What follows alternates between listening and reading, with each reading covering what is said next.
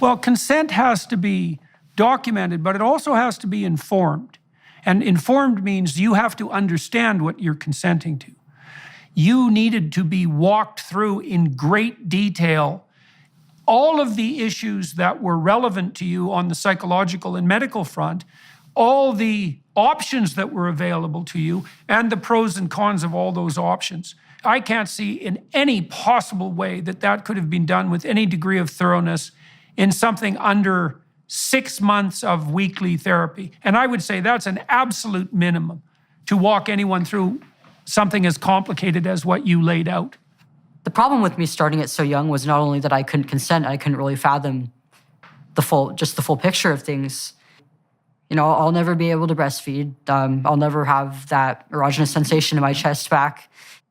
I do hate to speak about it, but I'm experiencing sexual dysfunction at the age of 18. That's something that women usually go through when they're in their 40s to 50s. How is I supposed to know?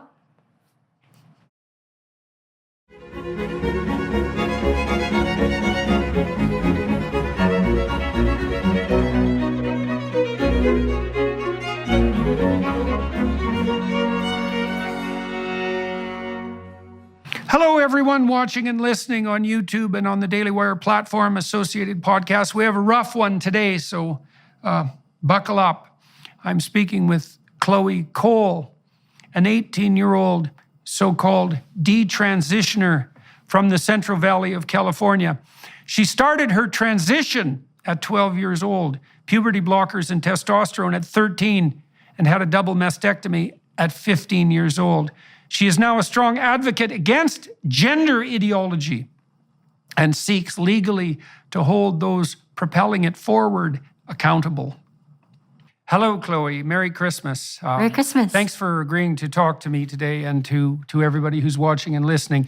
You've been through quite a complicated experience, to say the least, for the last 5 or 6 years. And you've decided in recent months to go public with your story and also to initiate some legal proceedings against the medical professionals who, what would you say, aided you in your exciting journey. And so do you want to tell us the situation you're in now and tell us about what's happened to you since you emerged from childhood? Yeah, so at the age of 12, I started experiencing some gender dysphoria, and I started seeing a therapist, and I got the diagnosis, and I started going on the path of medical transition at the age of 13, starting with blockers and then moving on to hormones. And at 15, I got a double mastectomy, but it turned out that it wasn't the best decision for me, and I stopped transitioning at the age of 16. Okay, so let's go back to when you were 12. About when did you hit puberty? I had a fairly early puberty. Actually, I started developing at around the age of 9, if not a little bit earlier. Okay, and so at 9, do you remember if that changed you emotionally? Yeah, it did. It was really difficult for me, actually. Okay, so let me give you a little background. You tell me if anybody's ever told you this before, okay? So boys and girls before puberty experience approximately the same levels of negative emotion. So that would be primarily anxiety and emotional pain, or even sometimes susceptibility to physical pain. And emotions like frustration and disappointment and shame and guilt and self-consciousness are all part of that, what would you call it, network of negative emotion. Now, what happens to girls when they hit puberty, and no one knows exactly why this is that their negative emotion levels go up. And so that on average, women, biologically mature women, are more sensitive to negative emotion than biologically mature men. And that kicks in at puberty. Now, there's a variety of explanations for that, but no one knows for certain. And here's some of them. Okay, so first of all, sexual dimorphism and physical strength really emerges at puberty. So boys and girls are pretty evenly matched physically, but once puberty kicks in, boys are taller, stronger, heavier, and they're much stronger in terms of upper body strength. So women are at a disadvantage physically in relationship to anything that might have to do with physical combat. And so on those grounds, it makes sense for women to be somewhat more sensitive to threat. Okay, so then another explanation is that women are more vulnerable sexually than men because they bear a much higher cost for reproduction, obviously, with pregnancy and protracted dependence of infants. And so they're more vulnerable on the sexual front, so it makes sense for them to be more sensitive to any threat that's associated with sexual activity. And then the third explanation, and there may be more, is that women are charged, generally speaking, with the primary responsibility for infants. And infants are extremely dependent and vulnerable. And so you could make a case that adult women's nervous systems are actually adapted for the mother-child dyad and not for the, say, emotional well-being of the individual woman.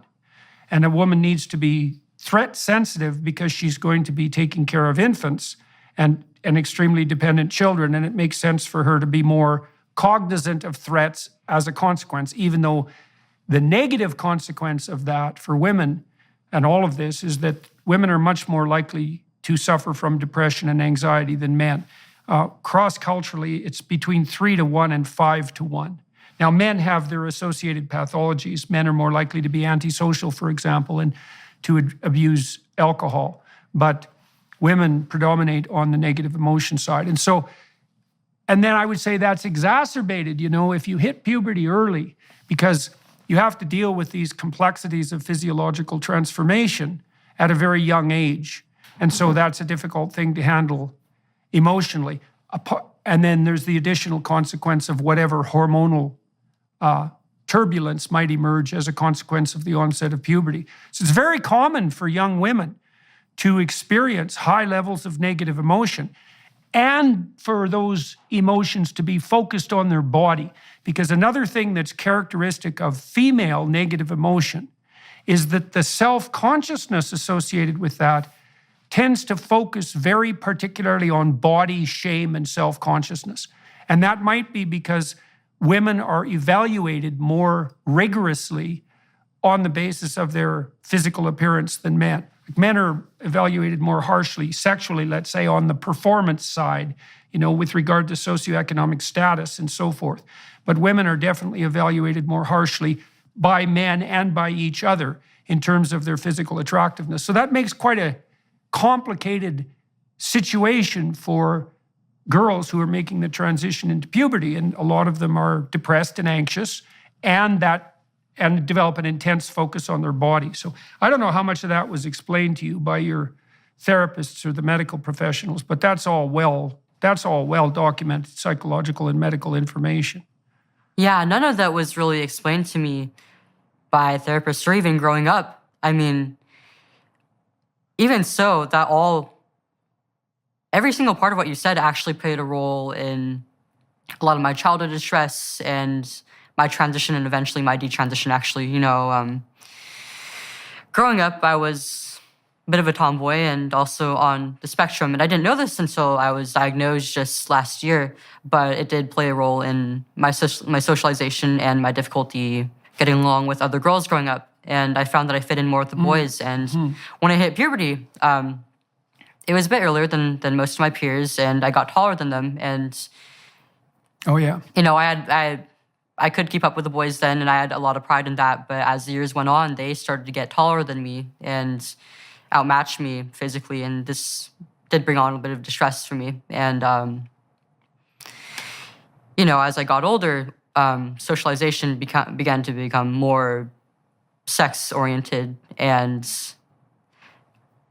I found it even harder to fit in with girls my age. But at the same time, I was also starting to notice there was a divide between me and boys in several ways. And there was a lot of loneliness for me, because on one hand, I didn't really feel like I was one of the girls, but on the other hand, I was losing my connection with some of my friends who I was close with and really cared about.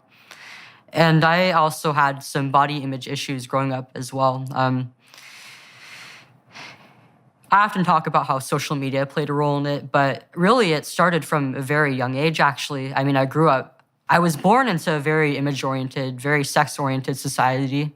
And, before I hit puberty, I was looking forward to having a developed body and eventually growing breasts. And, once I hit puberty,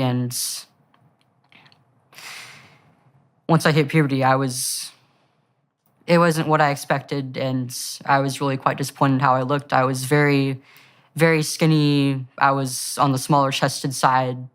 And, I grew up in an age where we kind of glorify bodies that are very, very voluptuous, lots of curves. People often use the phrase like bottom heavy or hourglass, pear-shaped, things like that. And I didn't look like that at all. I was quite thin, a little on the muscular side. And if anything, my shoulders were probably the widest point in my body. And I kind of had a complex over this. I also liked having my hair short, and because of all this, I felt like if anything, I didn't really look like a girl at all. I didn't look like the other girls my age, and I felt like I just wasn't pretty, and that I would never really have any worth as a woman. It's a very rare adolescent, and probably a particularly rare female adolescent who feels attractive in the early stages of puberty. So everything that you experienced, although you may have experienced it, in an exaggerated manner for some of the reasons you laid out, but everything you experienced is, in some real sense, par for the course for a few years for the vast majority of people. Now, you did add one additional issue, which we could delve into a little bit, which I think is relevant. So you said that you're on the spectrum and that you had an easier time communicating with boys than with girls. And so here's something to know about that. So the biggest reliable difference that's been documented between males and females, and this becomes even larger in egalitarian societies, by the way, is orientation of interest.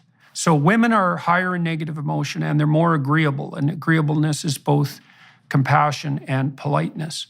And although the difference between men and women isn't massive, it's significant, and it also maximizes in egalitarian society. So it looks like it's biological. But the biggest difference is in interest. And boys, males, are more reliably interested in things, and girls, females, are more reliably interested in people. But people on the autistic spectrum are also more reliably interested in things. And so, for example, if you're extremely autistic, the psychological phrase for descriptive purposes is lacking theory of mind. And so extremely autistic people have a hard time understanding what's going on in someone else's mind at all. They tend to be almost entirely thing-oriented. And there's a much higher preponderance of autistic symptoms among engineers.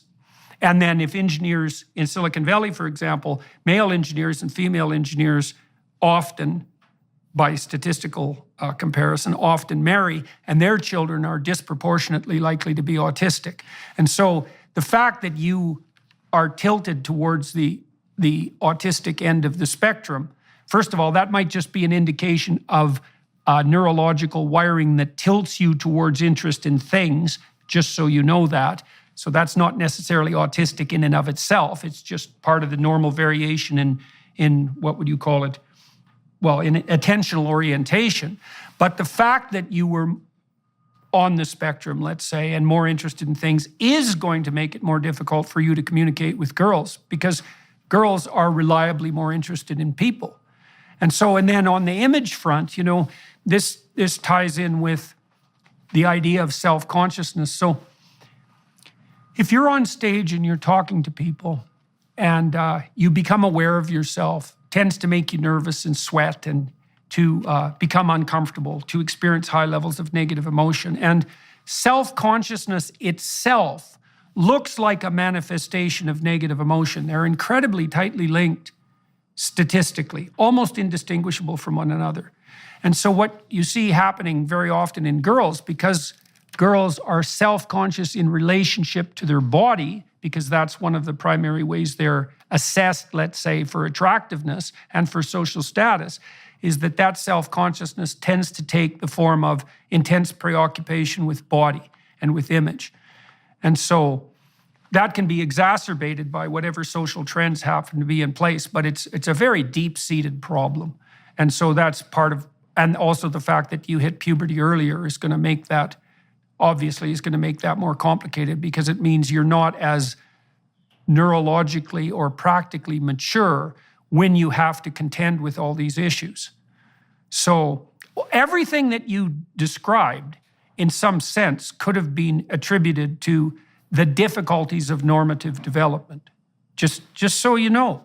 And this proclivity of teenagers to develop depression and anxiety, I want to take that apart for a minute too, for everybody who's listening. So imagine gender dysphoria. Okay, so 10 years ago it was comparatively rare, but not unheard of. But imagine it has two components, okay? One is a tendency towards negative emotion, so suffering, anxiety, depression, frustration, disappointment, pain, shame, guilt, self-consciousness, all of that. And then imagine there's a second part of it that's more specifically focused on discomfort with the body.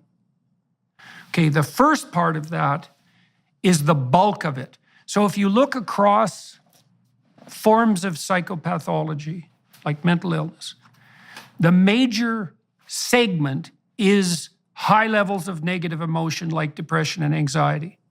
And a secondary segment is the particular manifestation of that, in your case, in body dysmorphia. And so, and then the claims that uninformed mental health professionals make that you're at elevated risk for suicide if you're gender dysphoric is erroneous, because the elevated risk for suicide is actually a consequence of the general proclivity for depression and anxiety, and not a specific consequence of the gender dysphoria, or at least that's only a small subcomponent of it. And so that's another thing to know, is that the main clump of psychopathological manifestation, mental illness, is centered on heightened levels of negative emotion. And of course, that spikes for adolescent girls. Now, you may have been told this, but perhaps you weren't. So there are good long-term studies of children with gender dysphoria. Most of them were conducted in Toronto, where I happen to be, by a man named Ken Zucker. And Zucker ran a clinic for gender dysphoric kids way before this became part of the culture war, let's say. And he was a very straight and honest scientist, a very good researcher, not a political person.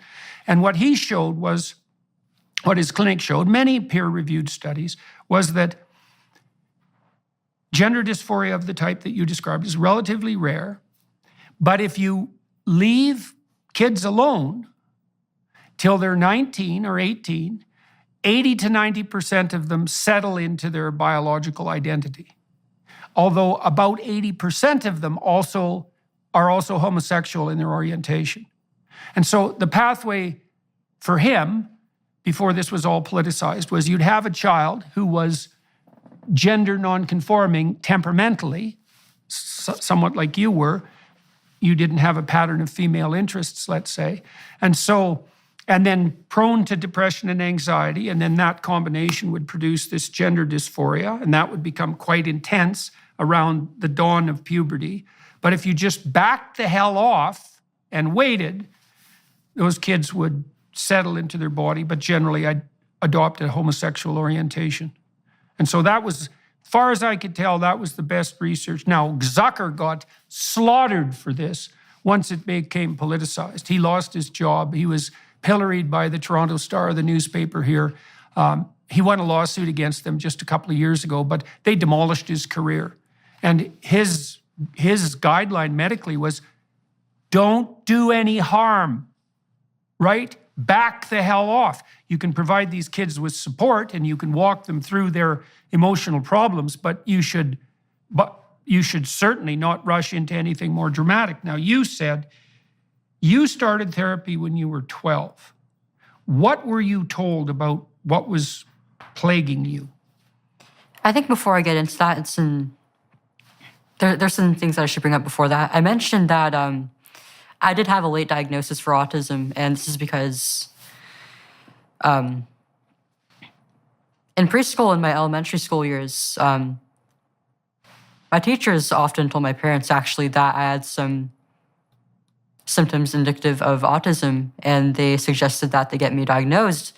But when they brought me to my doctor as a kid, they were told, oh, she's too smart to be autistic. She's too socially developed to be autistic.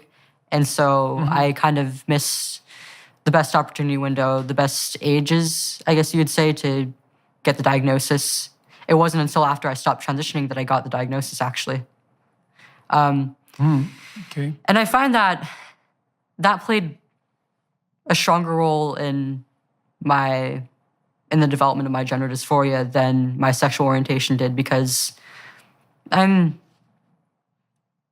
mostly heterosexual. I'm mostly attracted to men, and I mean, I do have like a very marginal attraction to other women, but it's mostly sexual in nature. I don't really have any emotional attraction to them, and it's not something that I really ever care about, because I mean, it's not like I do want to have a family one day. I do want to have children, and I can't really do that naturally with a woman. So I just don't really see a point in it. Yeah, well, there is some evidence, by the way, too. And I would say this evidence is less compelling, but I think it's worth contemplating, is that the distribution of sexual attraction in men looks like it's more bimodal than it is in women. And so there seem to be homosexual men and heterosexual men and not much in between. But on the female side, there's some evidence that women are more broadly attracted to what, obviously most women are heterosexual in their orientation, but a higher proportion of women report a co-attraction to other women than men who report a co-attraction to other men.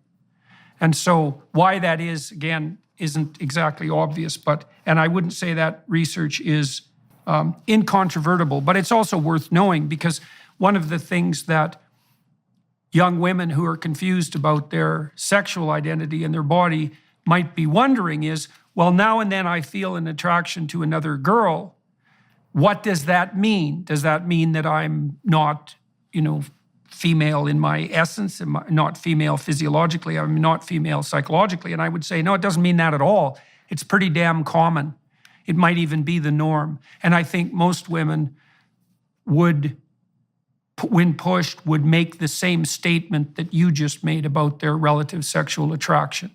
So that's a good thing to know too. Okay, so back when you were 12, so you were diagnosed a little bit with autism when you were young, but you were told by your medical professionals that you were too intelligent for that diagnosis to be relevant. Yes. And so, well, part of that's this distinction, right? It's complicated, because what symptoms did you have of autism when you were a kid? It was mainly social and emotional. I was very prone to emotional outbursts, and mainly getting along with and maintaining friendships. And also, I did also have some sensory difficulties, like with certain textures of fabrics or certain smells, certain foods I wouldn't eat. So it was mostly in the social realm. And what about your language development? Was it normal? Do you know? I was advanced, actually. I had taught myself to read and write, and I was further ahead of my peers in that area. Okay, because you'd be a complicated case to assess as a child, given your retrospective report, because another one of the stellar, what would you say, cardinal characteristics of autism is delayed language development. And so that might have been partly what the physicians were referring to when they said, that you were too smart to be autistic. But then it's also difficult to parse apart the fact that it is a distribution, and the mere fact that you had difficulties in social communication. And were you interested in things? Yeah. Were you interested in You were. What about mathematically? What do we mean by that?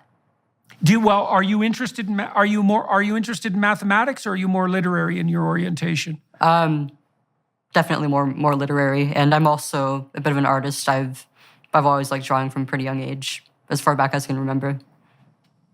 And so what do you do on the hobby side? Like if you're just left to your own devices, what kind of activities would you engage in? Usually either illustration or video games. And so would you regard yourself as a creative person? Yeah. Okay, see, that's relevant too, because so creativity is associated with this personality trait, openness. And open people have pretty mutable identities. It's sort of the hallmark of being creative, right? Is a creative person isn't that stable in their identity. And I don't mean in the negative emotion sense. I mean, they can be one person or another. They're changing.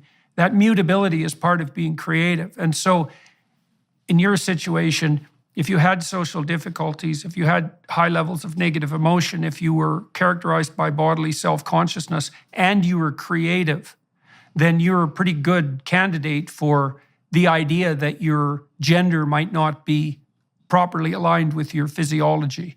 You know, you've got all the risk factors, so to speak, that would put someone in that category.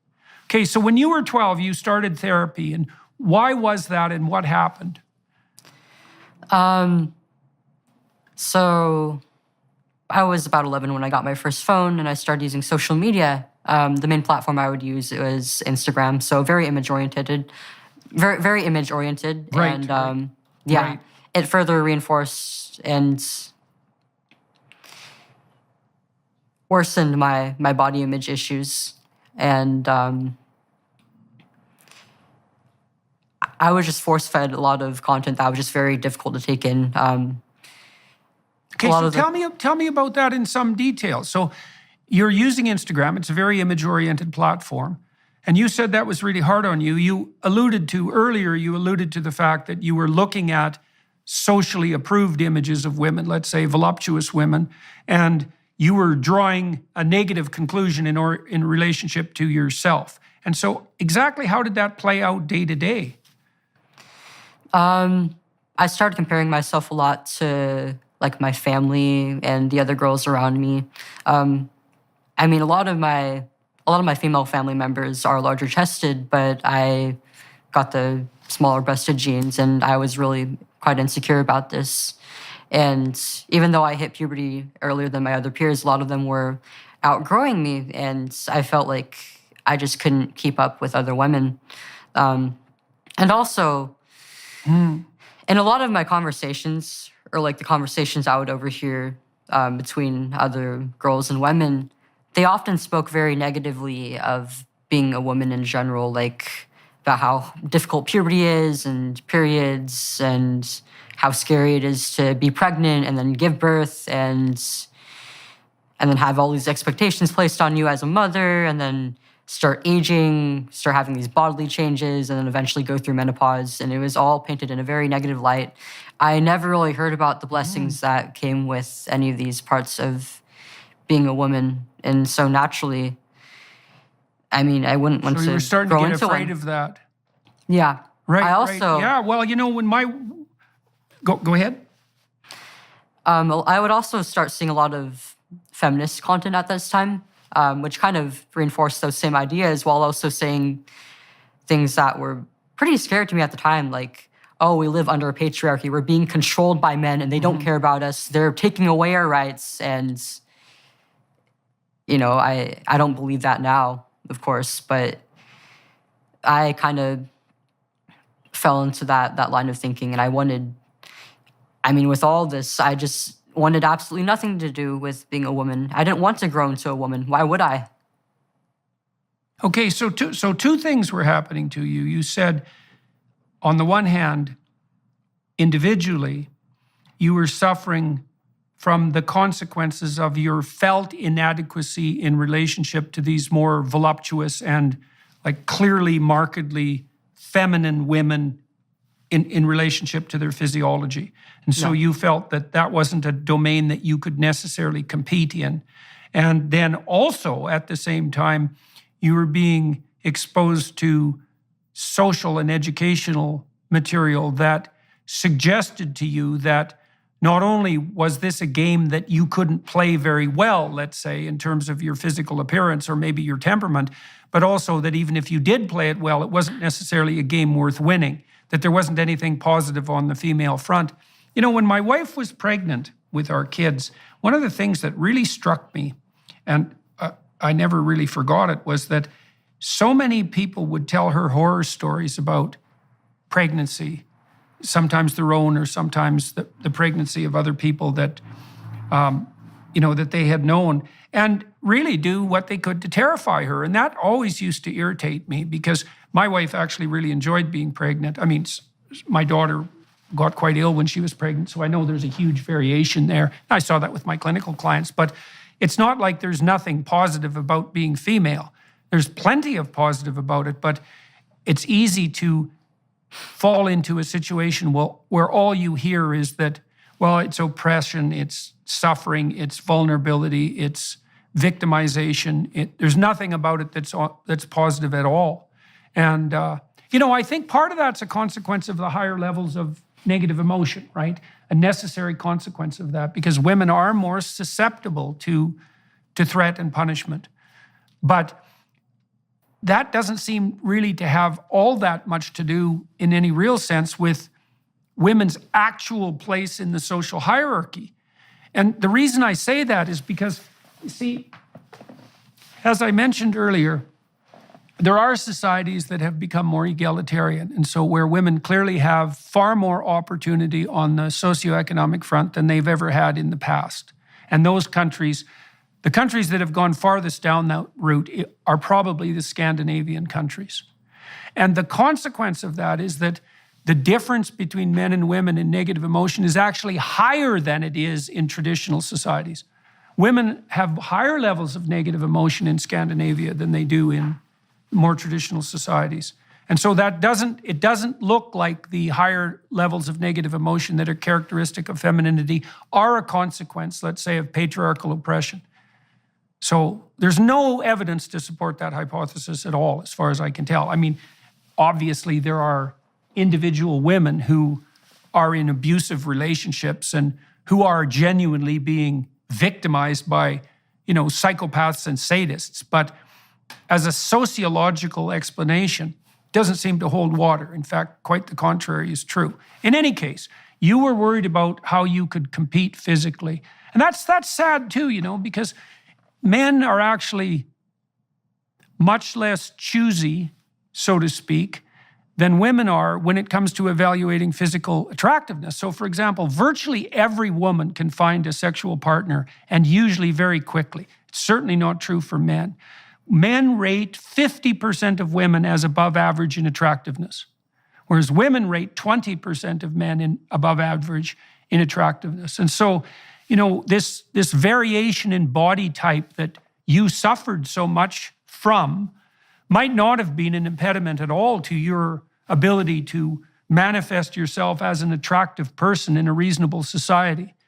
I can understand, because Instagram is a very heavy image-laden platform, and I can understand why you might have been under a misapprehension. But one of the things that a therapist might have done for you is to help you explore the full range of, say, body types that are classified as attractive, and to show you that, it's not, you don't have to be J-Lo to be attractive. And that's definitely the case. And then there's multiple dimensions to attractiveness too that aren't only body focused as well. Men do evaluate women on the basis of their physical attractiveness, but that's not the only dimension of evaluation. There's more to the story than that by a lot. So you fell into Instagram, and you also started to become susceptible to this, what would you say, negative propagandization about the female role. So you couldn't see anything positive in that for you, eh? Yeah, and a lot of these feminists would kind of downplay, I guess you could say, like the traditional role of a woman and the importance of motherhood, or even just fulfilling a maternal role. I didn't really value that a lot growing up because I was the youngest of 5 kids, and I never really had to take care of anybody. I didn't really know what that felt like. And so I never really thought that I wanted to have kids until a few years later.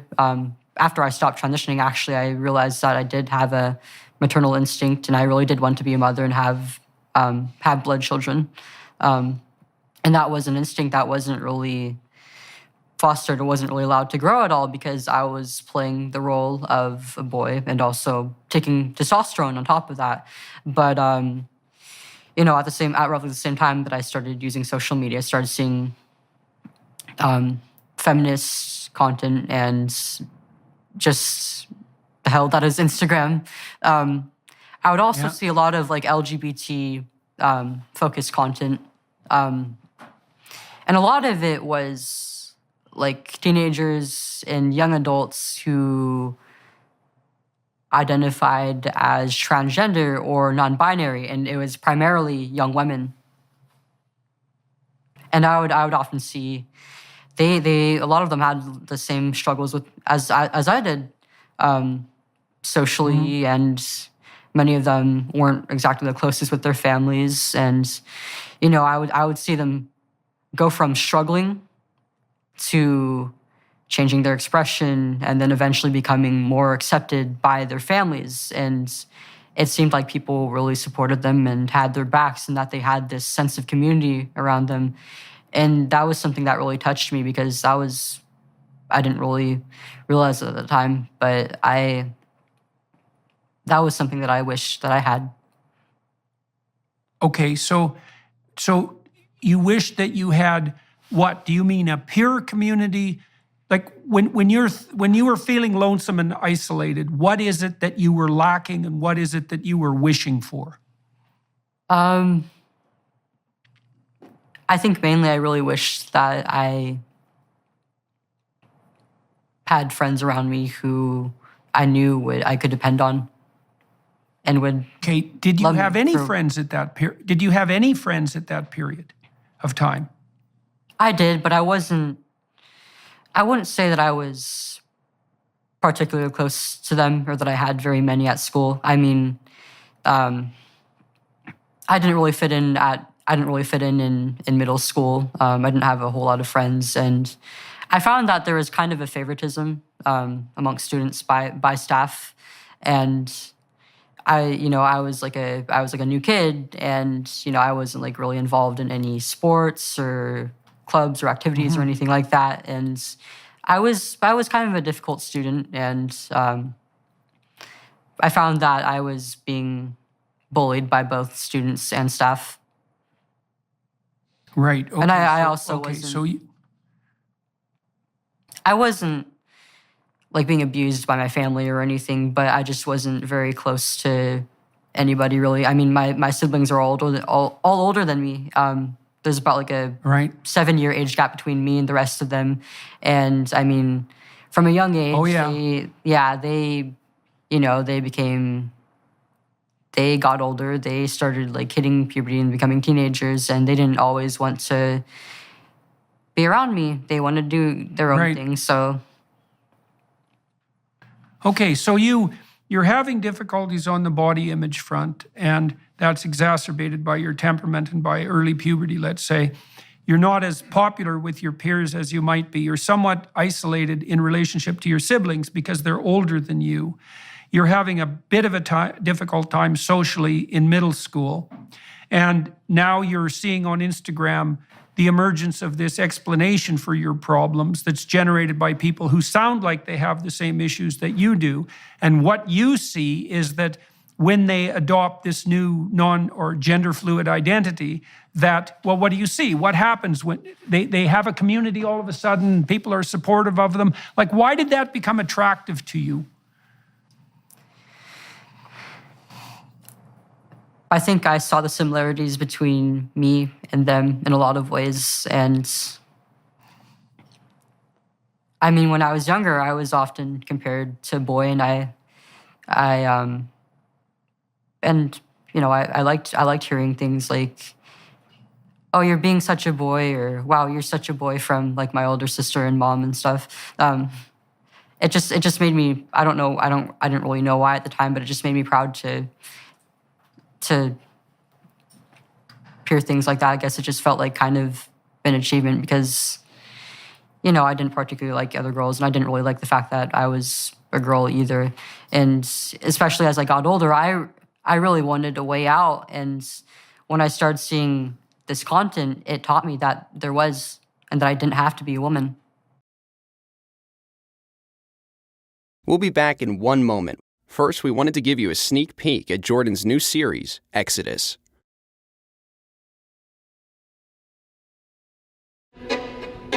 The Hebrews created history as we know it. You don't get away with anything. And so you might think you can bend the fabric of reality and that you can treat people instrumentally and that you can bow to the tyrant and violate your conscience without cost. You will pay the piper. It's going to call you out of that slavery into freedom, even if that pulls you into the desert.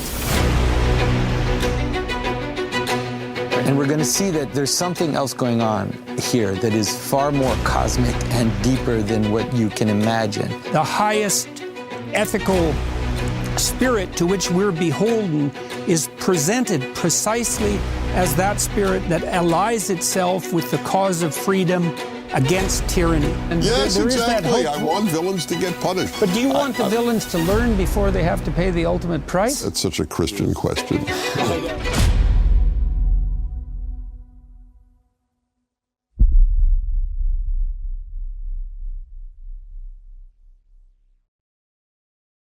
Right. Well, there is something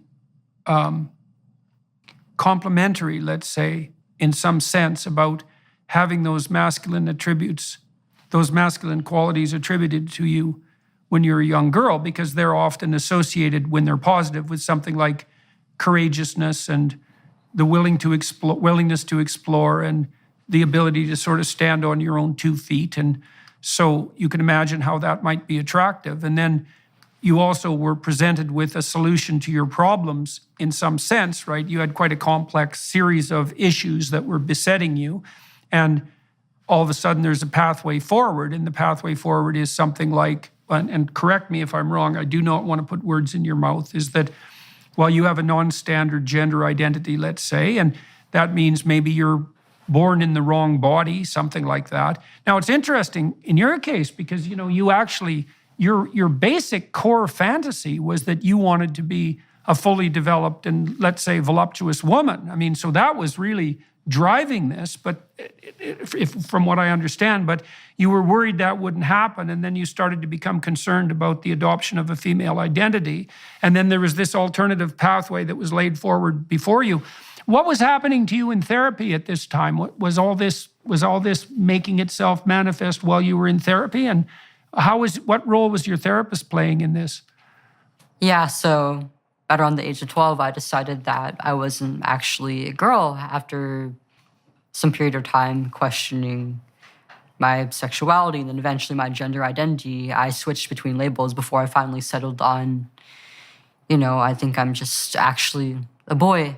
And I started cutting my hair shorter gradually, wearing more boys' clothing. And I came out to my older sister, some friends that I was closer to, and at school, and some people online as well.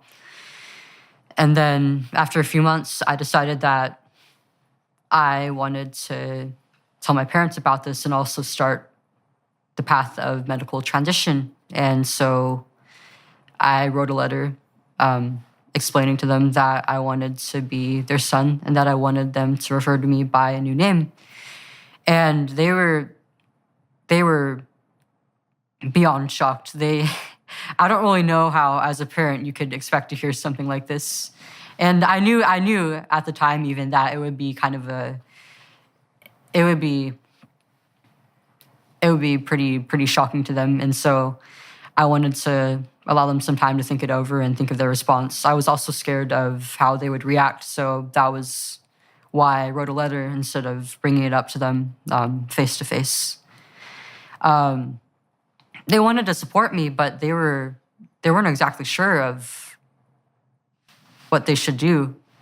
And so they wanted to seek the help of somebody who maybe an expert in this who was more knowledgeable in this, and they thought of it as like a psychological issue, and they wanted to get to the root of it, and so they sent me to a therapist.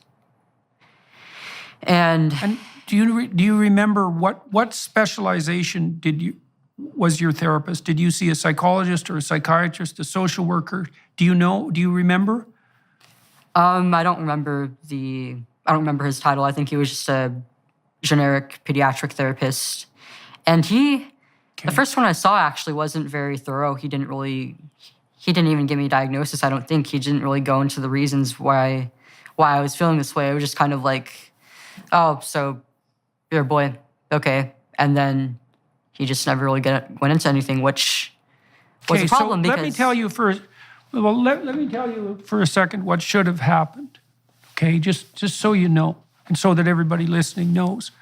So when somebody comes to see you as a therapist, you kind of have three questions that are paramount. The first question is, well, why is this person here?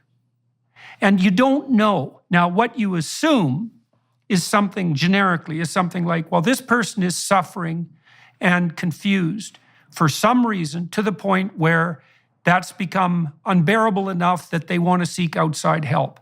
And that's not trivial, because people generally don't seek outside help unless they're pretty desperate.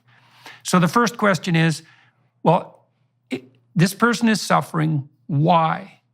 And then the next question is, well, is that something, it goes along with why, is that something that's intrinsic to them? So is there something wrong with them, say, in relationship to a mental illness or a physical illness? Or is there something about their situation that would make anybody miserable if they were in the same situation? And then the third thing is, well, having sorted out that the person is miserable and why they're miserable, what could be done about it? And all of that should be open for discussion, right? So if you came to see me as a therapist, the first thing I would do is kind of what I'm doing in this interview today, is I'd try to figure out, well, what exactly is going on with you? And you see, that's different than affirming your identity, right? Because you could come to me as a client and say, well, I think I'm a boy. And the proper response for me as a therapist is, okay, well, you've said that, and I want to find out why that is, but I'm not going to take that as gospel. I'm going to find out, because we're trying to solve a complicated problem here, which is, well, you're suffering, and it isn't exactly obvious why. In fact, it's not obvious at all.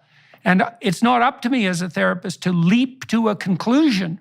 It's up to me to talk to you, and maybe for hundreds of hours, to find out exactly what it is that's going on. Because I found out already, look, your initial fantasy was that you wanted to be female, but you felt that in some ways your body was failing you on that front.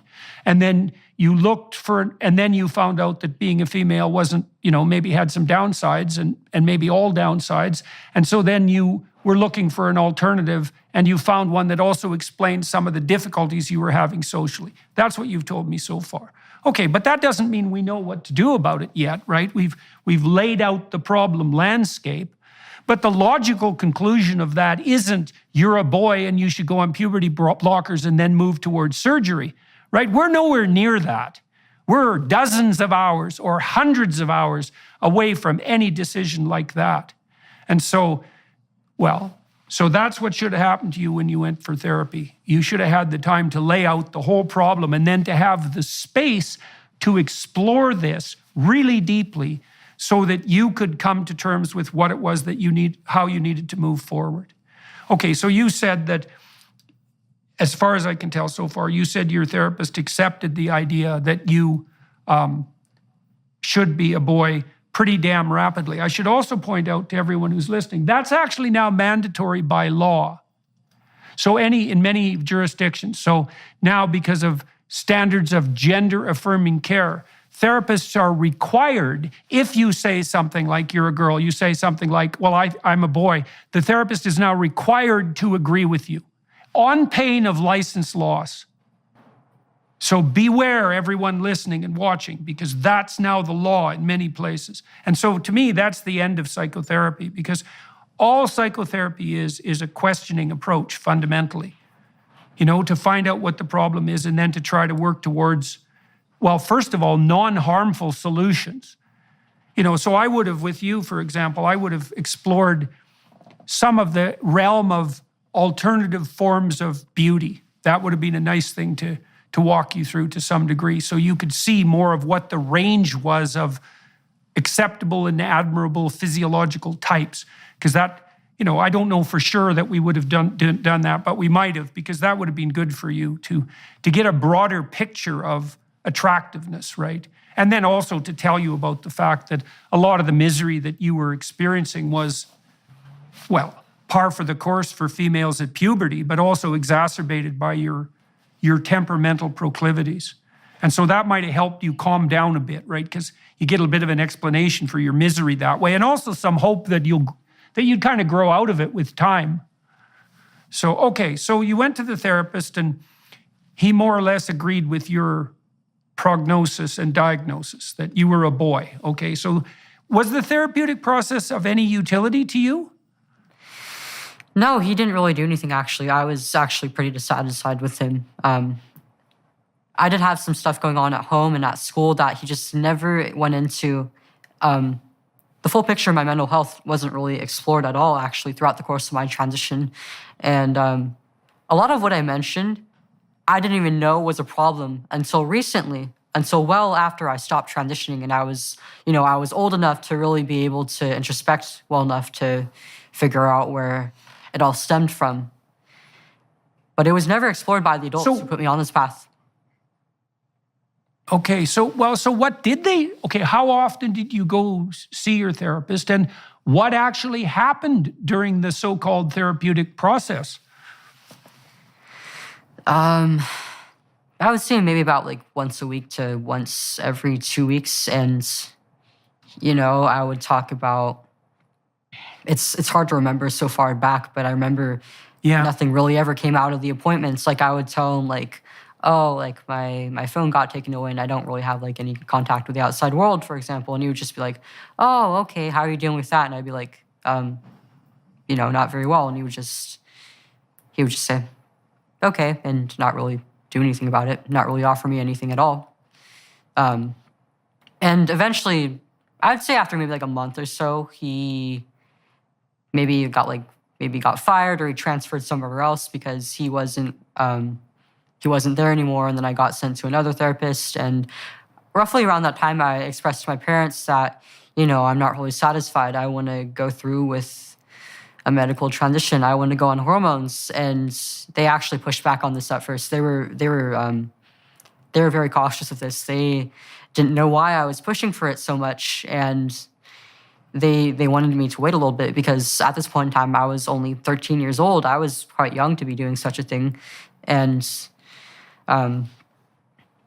they stay that way until I got my gender dysphoria diagnosis. And during one of the appointments that they were there for, I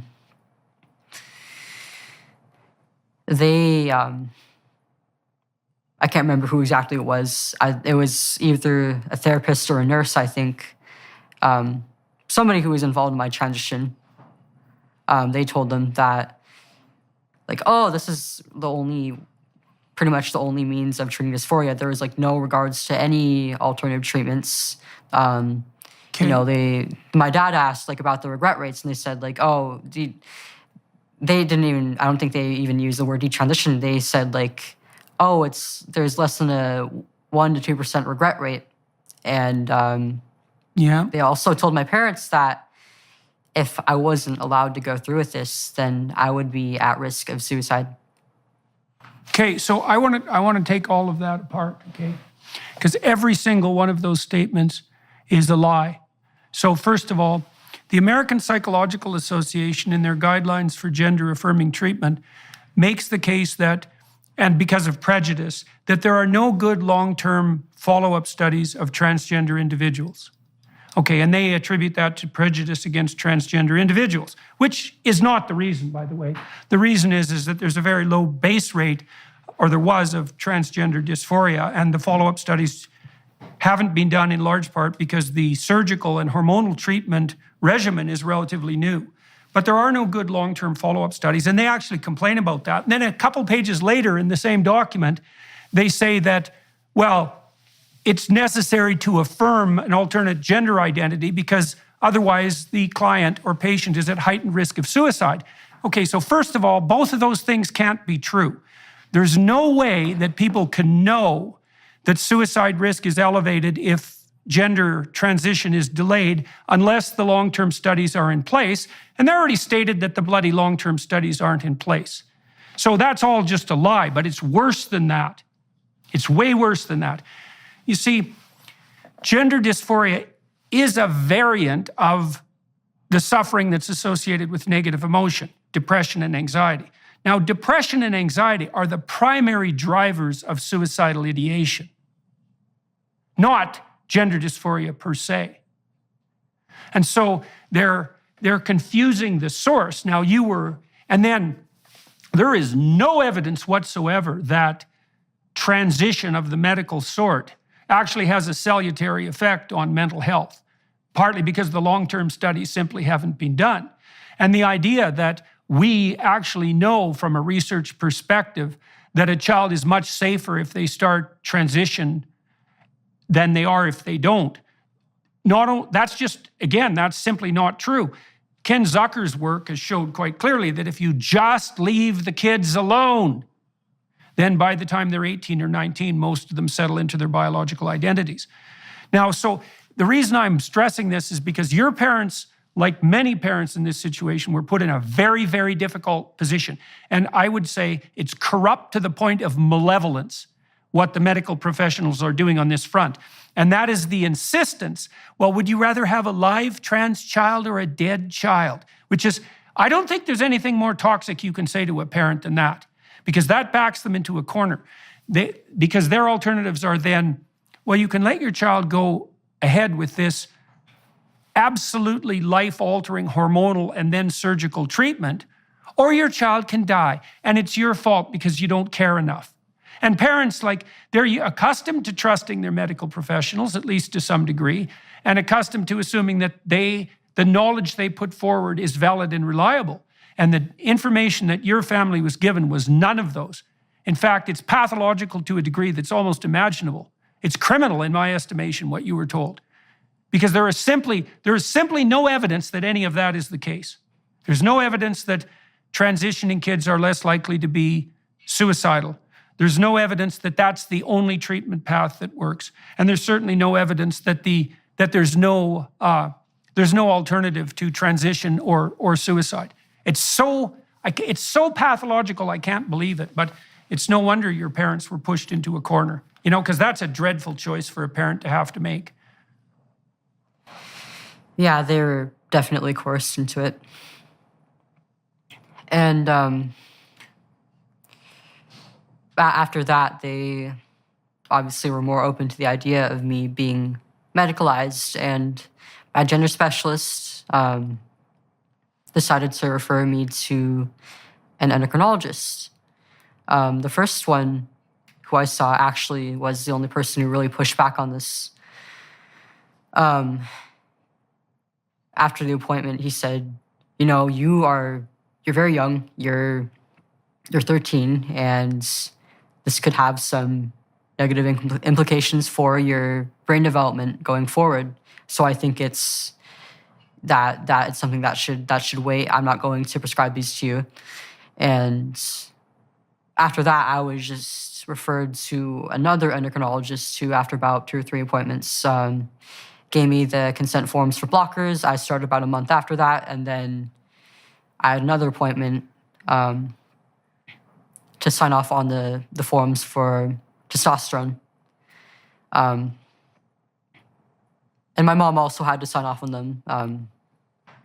This was around late 2017, early 2018. And I don't know if it's still true now that you need your parents to, if you're a minor, to sign off on forms for hormones or anything like that, because they're trying to push for kids being able to independently make that choice. But when I was reading these forms, it lists a few side effects for either of them. But I was a perfectly healthy kid before I started transitioning, so it was kind of hard to determine which of those I might experience. And I was barely a teenager. Kids kind of tend to think that they're invincible, that nothing could get them. But I started experiencing some complications that affect me to this day.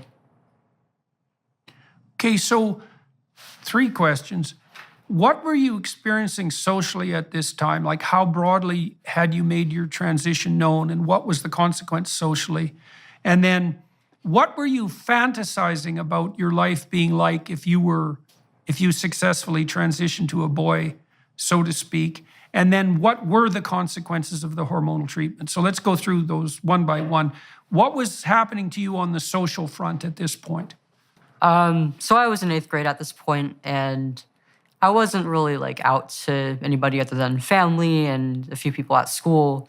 But my other peers, who I didn't necessarily speak to about this, did notice my change in presentation, that I started to look more like a boy, and they weren't necessarily the nicest to me about it. I was kind of ostracized amongst my peers. They would call me names, and there was one boy who would harass me over the course of the school year.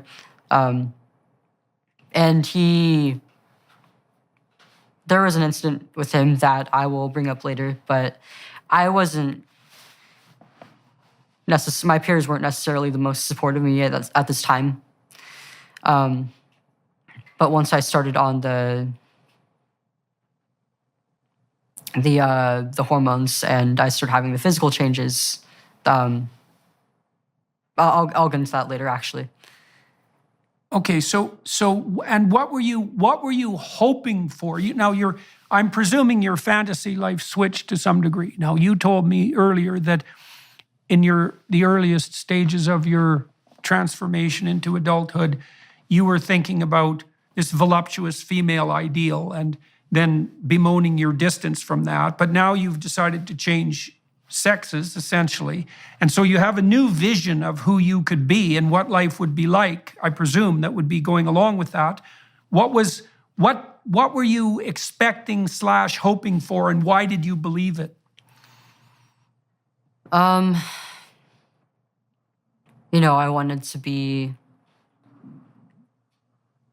by this idea of myself in my head that, I wanted to be more like a man. I wanted to be strong, both physically and mentally, and independent, and not really have to worry about how other people felt about me. And I also wanted to be, I guess, just more confident in general in myself as a person, and also my body. And once I started on testosterone, I started seeing all the physical changes. My hair, my eyebrows got thicker. I started developing more muscle. My face and my body became more squarish, and I felt good about myself. I felt like I looked good for pretty much the first time in my life, and I felt like I had some control over how I looked. And initially, it felt great. Yeah, well, testosterone can have that effect directly pharmacologically as well. Well, okay, so we can take that apart a little bit. Look, there is nothing wrong with you wanting to have those things, right? I mean, why wouldn't you want to be more confident? Why wouldn't you want to be more comfortable in your body? And, those are perfectly reasonable goals. The problem comes in making the assumption that the only pathway to those goals is physiological transformation, right? Because there's an idea there that, well, if you're female, those goals are obviously impossible. It's like, well, no, they're not.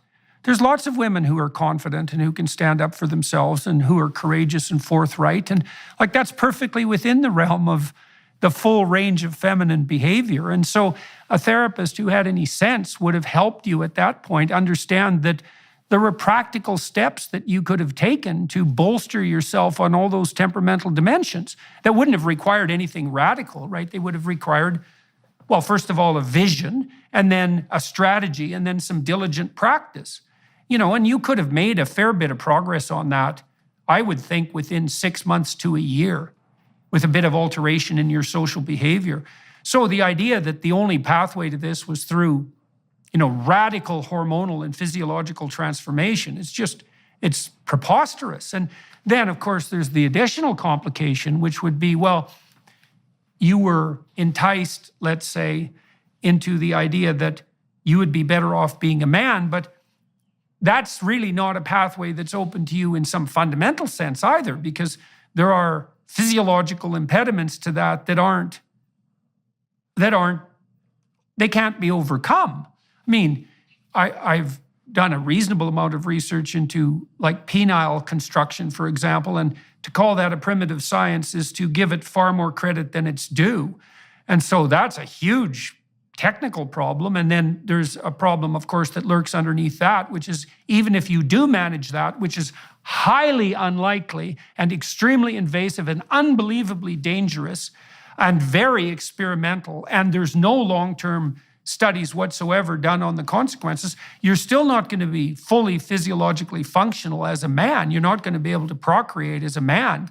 And you're going to sacrifice your ability to have children as a woman. I mean, this is a big, bloody sacrifice. And so were you led through contemplation of those sorts of things by your therapists? Not really. They never really went in depth. I mean, they would talk about they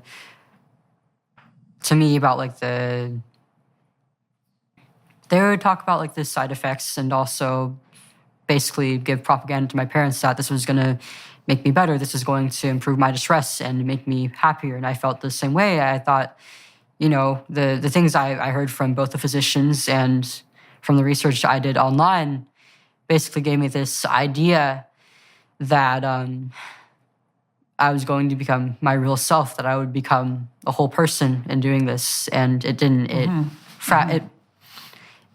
It fractured my sense of self even further. Okay. And this is something Why did it fracture? Why did it fracture your sense of self further? What do you mean by that? There's a lot to that, actually. I mean, I was basically living a lie for a few years. That was very stressful, and I was trying to uphold this idea I had myself in my head that was false. It was a delusion. I genuinely believed that I was somehow a man, despite being a biological female.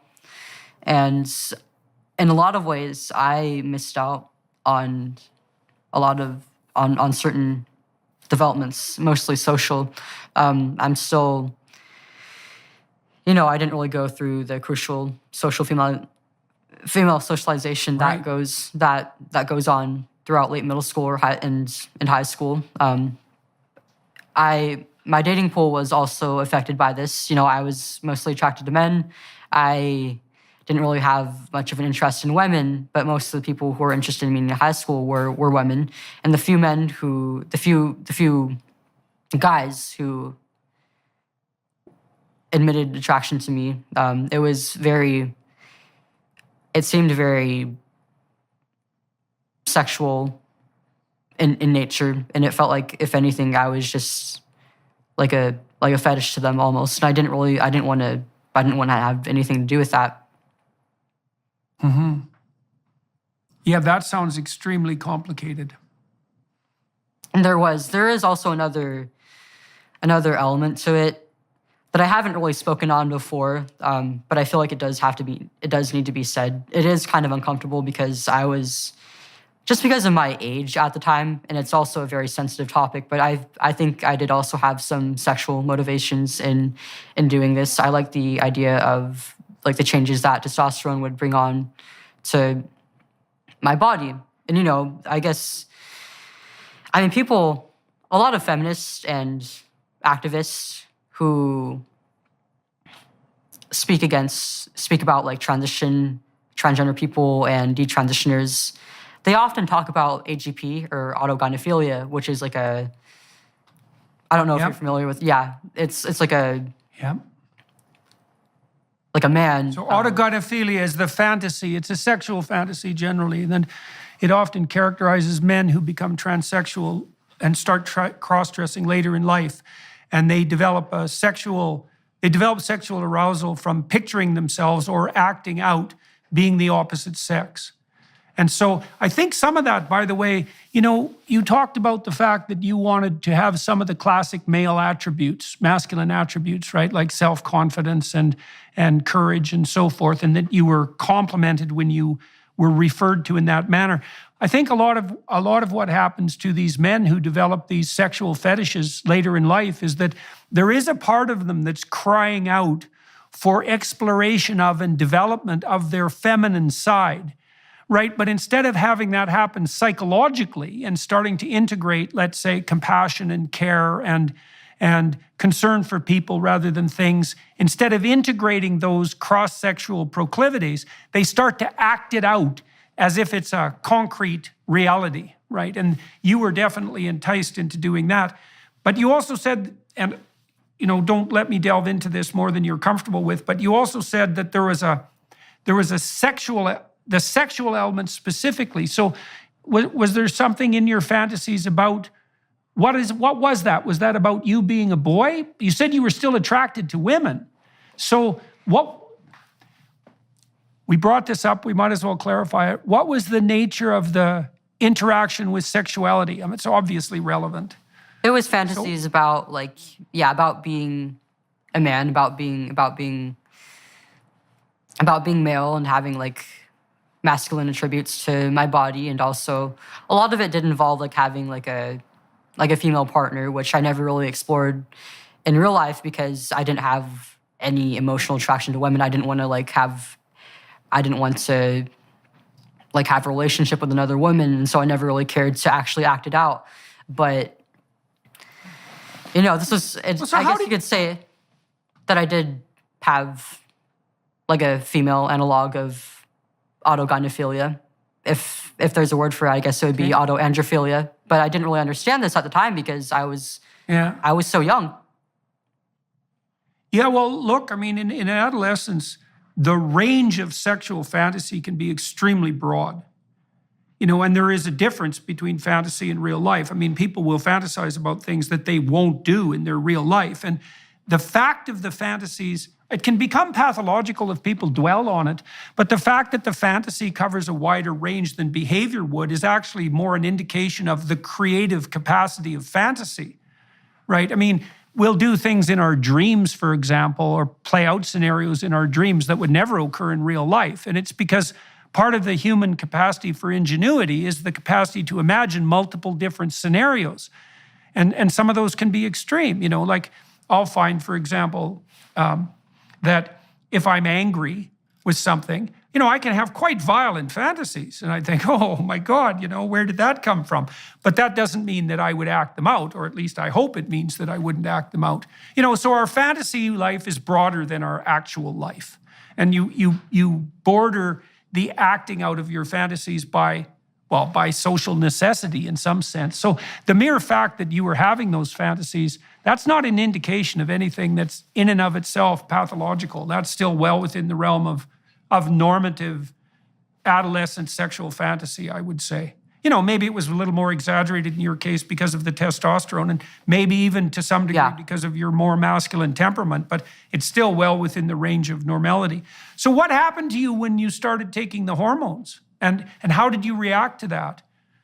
I started having some physical changes, like with my appearance, and also some behavioral changes. Like I felt more confident. I started to develop kind of a competitive streak with, especially with boys my age. And I started to socialize just a little bit more like they did. And I also, obviously because I was taking androgens, I also started experiencing a very strong increase in my libido. And it was very difficult to keep up with. And it started to become a problem with me without me even realizing it. I did, unfortunately, develop an addiction to porn. And I also just had a very unhealthy relationship with my body and sexuality, and I still do to this day. So on the porn front, was that female images or male? Or what it was mostly female. This, but mostly female. Okay, so it was mostly female, but you had no interest in establishing a relationship with females. And on the dating front, you still wanted to, at least in principle, you still wanted to be with boys. Jesus, that's quite a confusing mess to walk through. So yeah, no kidding. You must have really been going in 5 directions at the same time during that period, boy. Yeah. There's no clear pathway forward through that. So how in the world did you orient yourself? You know, I really couldn't, because I didn't really have like any dating opportunities, and I just couldn't really explore that kind of thing. You know, I had this did become a bit of a source of distress for me in high school. You know, I was frustrated. I had urges that I couldn't really fulfill. And on top of that, I was watching all my other peers get into romantic and sexual relationships and have that kind of development, while I was just, at least I felt like I was just completely behind. Right. Okay. So, all right. So now, and what kind of, well, those are complex effects of testosterone. What would you say? And the upside was you had more confidence and more self-assurance. You were more competitive. There was a heightened sex drive, which is a mixed blessing. What were the negative consequences for you of the hormonal treatment? Sorry, I also forgot to mention that, like, because I couldn't find a partner in real life, I eventually turned to dating online, which only made me more stressed, because, you know, I had these feelings for somebody that I couldn't even see or touch, and it just added on to my stress, if anything. And I found that, if anything, more often than not, I would just get used by other people. Yeah. Either emotionally for support, or for more intimate images of me. But it was the closest I could get to real intimacy, and I was quite lonely throughout high school. I did end up developing depression, and this was a big thing driving that, definitely. As for the more negative effects of testosterone, you know, at first it made me feel great. Like, it was kind of comparable to a stimulant almost. You know, I find while I was on the blockers, I'd say there was about like a month-long period between starting those and the testosterone. And during that period of time, because I had no sex hormones in my body, I often felt very lethargic, a little bit depressed. And, you know, once I had like the hormones back in my body, so was my energy. My energy came back, and so there was you could say that there was like a little bit of a honeymoon period that lasted for maybe no more than about a year and a half. But I found that I was more prone to anxiety, and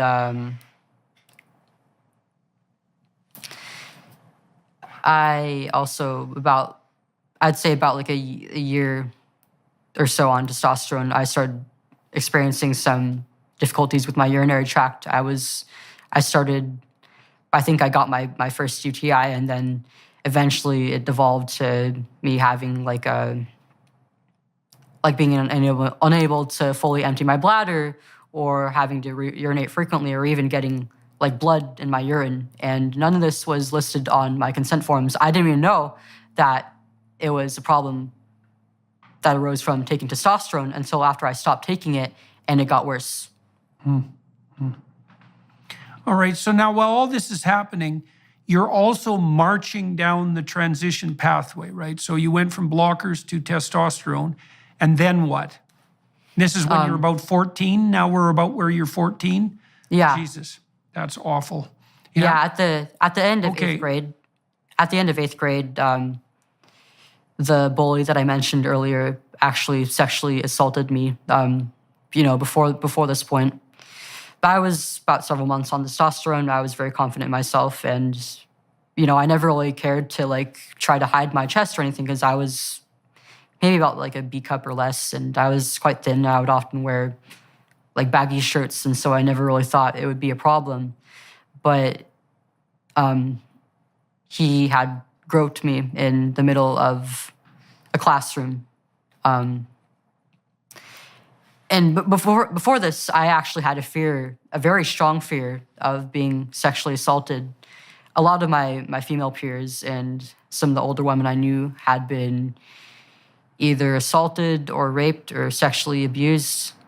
And hearing these accounts growing up made me fear the same thing eventually happening to myself, and then it did. And, in that moment, it was like glass shattering. It felt like I was the only person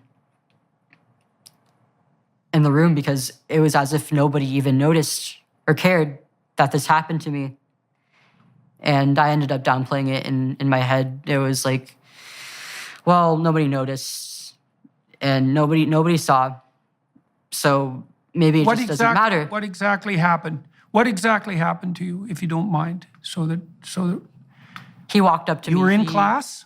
Yeah. No, it was, yeah, this was in class, and he just walked up to me. He often would do things to intimidate me, and then he took a step further by squeezing one of my breasts. I see. And at the time it was just like, maybe it's just boys being boys, so I'll just play it off and be a man about it, and I won't be bothered by it. No, there's definitely malevolent intent behind that.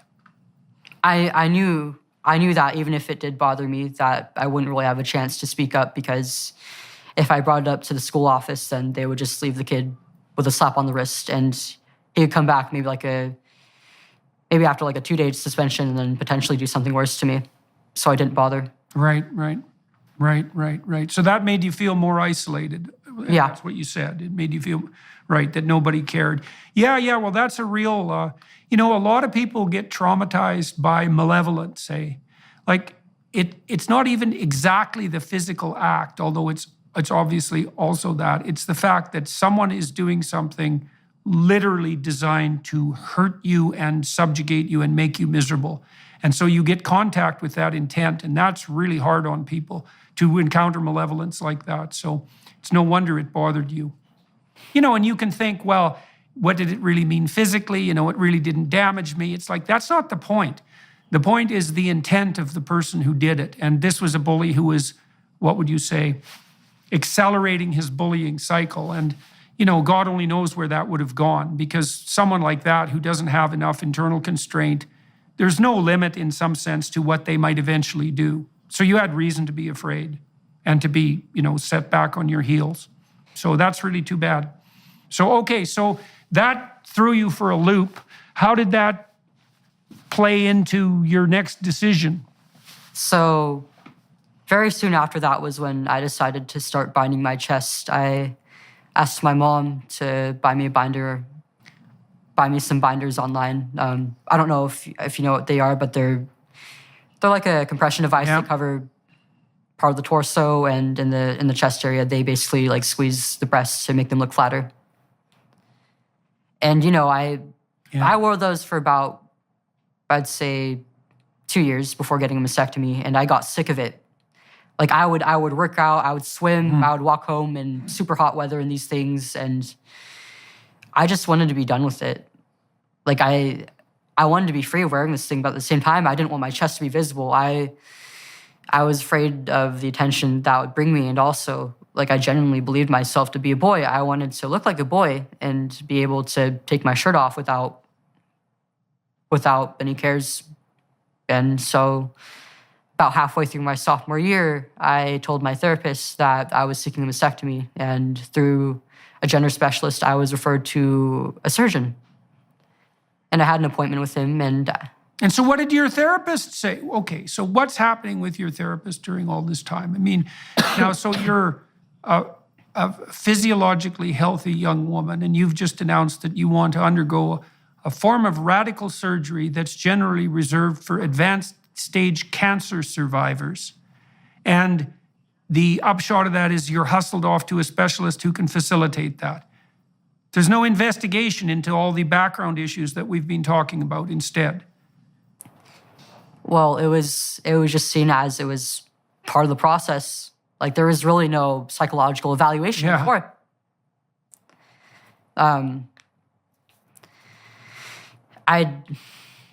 Yeah, that's utterly appalling.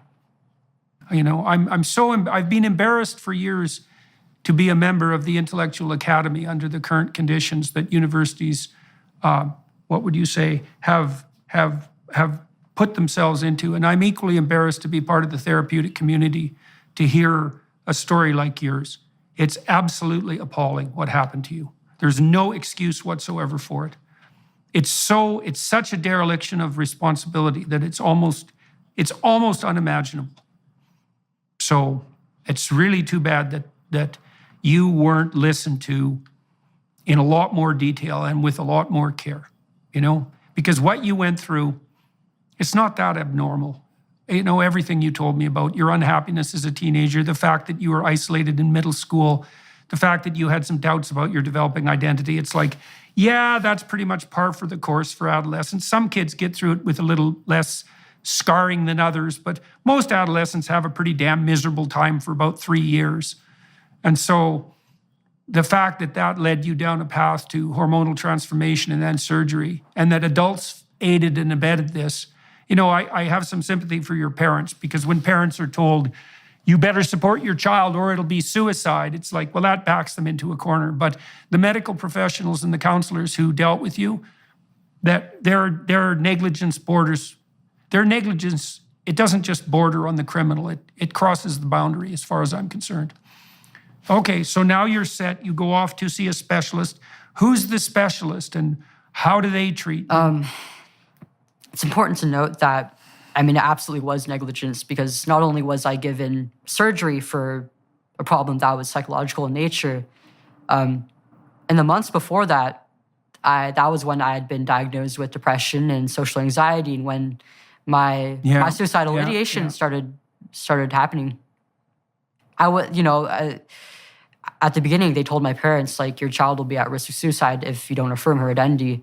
But it wasn't until after I started the treatments that I started feeling like committing suicide.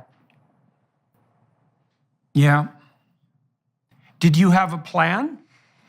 No, I never really had a plan, but the feeling was prevalent enough to that it affected my day-to-day life. Right. So when you assess people for suicidality, essentially what you do is you investigate the structures of their fantasies and their wishes. And the more developed the plan they have, the higher the probability is that they'll actually commit suicide, right? So if it's a fully developed plan, place, location, implement, all of that, then the person's really at risk. Otherwise, and it sounds like this was the case in your case, it's more a marker of generalized depression and anxiety, because that will often spin off, you know, quasi-suicidal thoughts like, well, maybe it would be better for everyone else if I wasn't here, or life is too difficult, and so, you know, it would be simpler, all things considered, just to bring it to an end. You know, that's bad, and it's also associated with a fair bit of suffering, but those thoughts in and of themselves are not associated with a high risk of, you know, imminent suicide. So, okay, but in any case, you were miserable enough at this point. Well, obviously, then you'd be looking for further alleviation of your psychological symptoms. And you said the binding was very uncomfortable and troublesome, and so that also led you to conclude that it just might be simpler, all things considered, since you were already on the pathway to being a boy, just to go down the surgical route. Yeah. So you were 14 when that happened? I was 15 at this time. I was in my sophomore year of high school. You were. They 15. Also started to treat my depression. They decided to medicate me for it, and you know, from what little I knew about medicating depression, I often heard that SSRIs have all these terrible side effects. So I asked that they put me on something with as few side effects as possible, and they decided to put me on Wellbutrin, which I didn't know until after I stopped taking it, but it actually has like a huge black box label warning on it for use in children and adolescents, and it actually made me feel more suicidal over time. Okay. All right. So now you're 15 and you go see a specialist in relationship to surgery. How were you evaluated at that point? When you actually moved forward for the surgery? I don't remember much of it, but it was, I mean, obviously they didn't really do an evaluation of my mental health. It was just like, oh, so you're transitioning, you identify as a boy and you've been on hormones for such and such amount of time. So I was eligible. And after my first appointment, the surgeon told me about a top surgery classroom that was taking place in the hospital building and encouraged me and my parents to attend it. And I went, and it was, I learned basically the same things that I learned in the surgeon's office, about like the different types of incisions and how it benefits gender dysphoria, basically just propaganda. There were maybe about like 12 to 15 or so other families in there. I noticed right away that all the other kids in there looked to be either younger than me or like they hadn't even started on hormones yet. And I was shocked that they were already seeking surgery. But it kind of, I didn't really question it much of the time. It was just like, I guess this is just normal, and I'm not the only one going through this. Right. Well, and you were already a long way down the road, and so I guess you checked off the boxes as far as the medical practitioners were concerned. But at that point, it's also, for you, it's going to be increasingly difficult to reverse your decision. You're already in a couple of years, and that's a long time when you're only 14. And so it was on to the next step. So that happened when you were 15. Yeah. And so what was the consequence of the double mastectomy for you? What's been the consequence? By this point in time, I was 2 or 3 years on testosterone, and I'd been binding for roughly the same amount of time, and my breasts had lost their shape. They didn't look like they used to before. They didn't really have, they didn't, to me, it just looked strange. And I actually just started developing more insecurities with my body as I went through my transition. Like I had like these masculine features pop up, but it was all still on a female body. And there was like an incongruence between different features on my body, and especially my breasts. Like it was this masculine looking body with quite a bit of muscle. And yet these things were there, and they weren't really in the best shape. And it became a source of insecurity for me. And, I thought that even if I wanted to, my chest would never be the same again. And so there was not really any point in keeping it. And before I went under the knife, they did tell me that I was going to lose my ability to breastfeed, but it was like, I'm going to be a man, and men don't do that. I also wasn't really thinking about being a parent at all, because I was a kid. Actually, this is kind of reminiscent of the of one of the appointments for getting the testosterone. My endocrinologist asked me some questions that were very adult in nature. I was basically being sexualized by my doctors.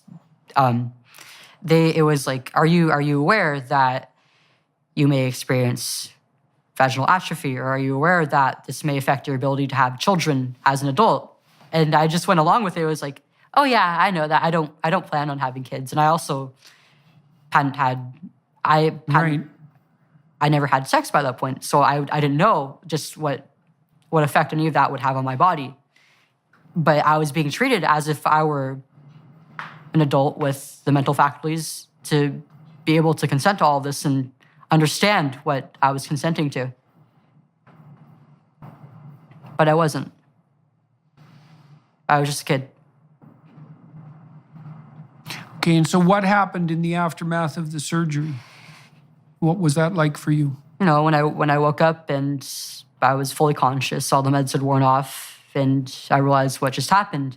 But I was actually quite happy. It was like, wow, this is a huge accomplishment. This is a huge step, and I can finally be myself. And I was looking forward to being healed and eventually being able to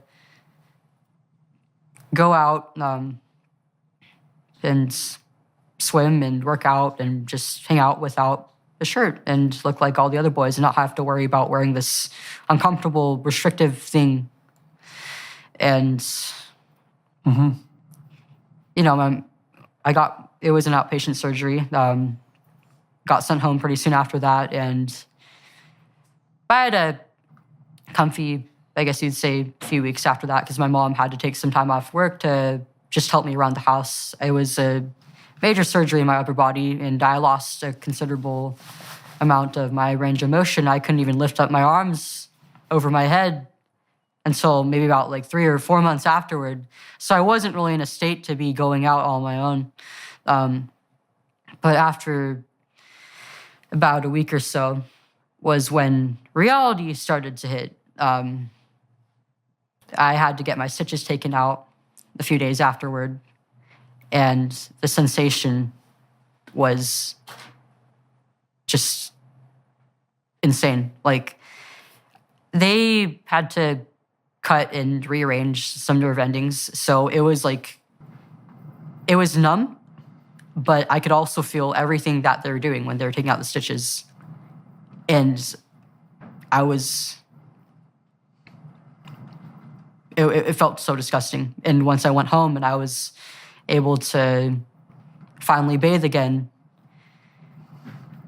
that was when I started having to, that's when I had to take off the surgical binder and the dressings and look down at what was left of my chest.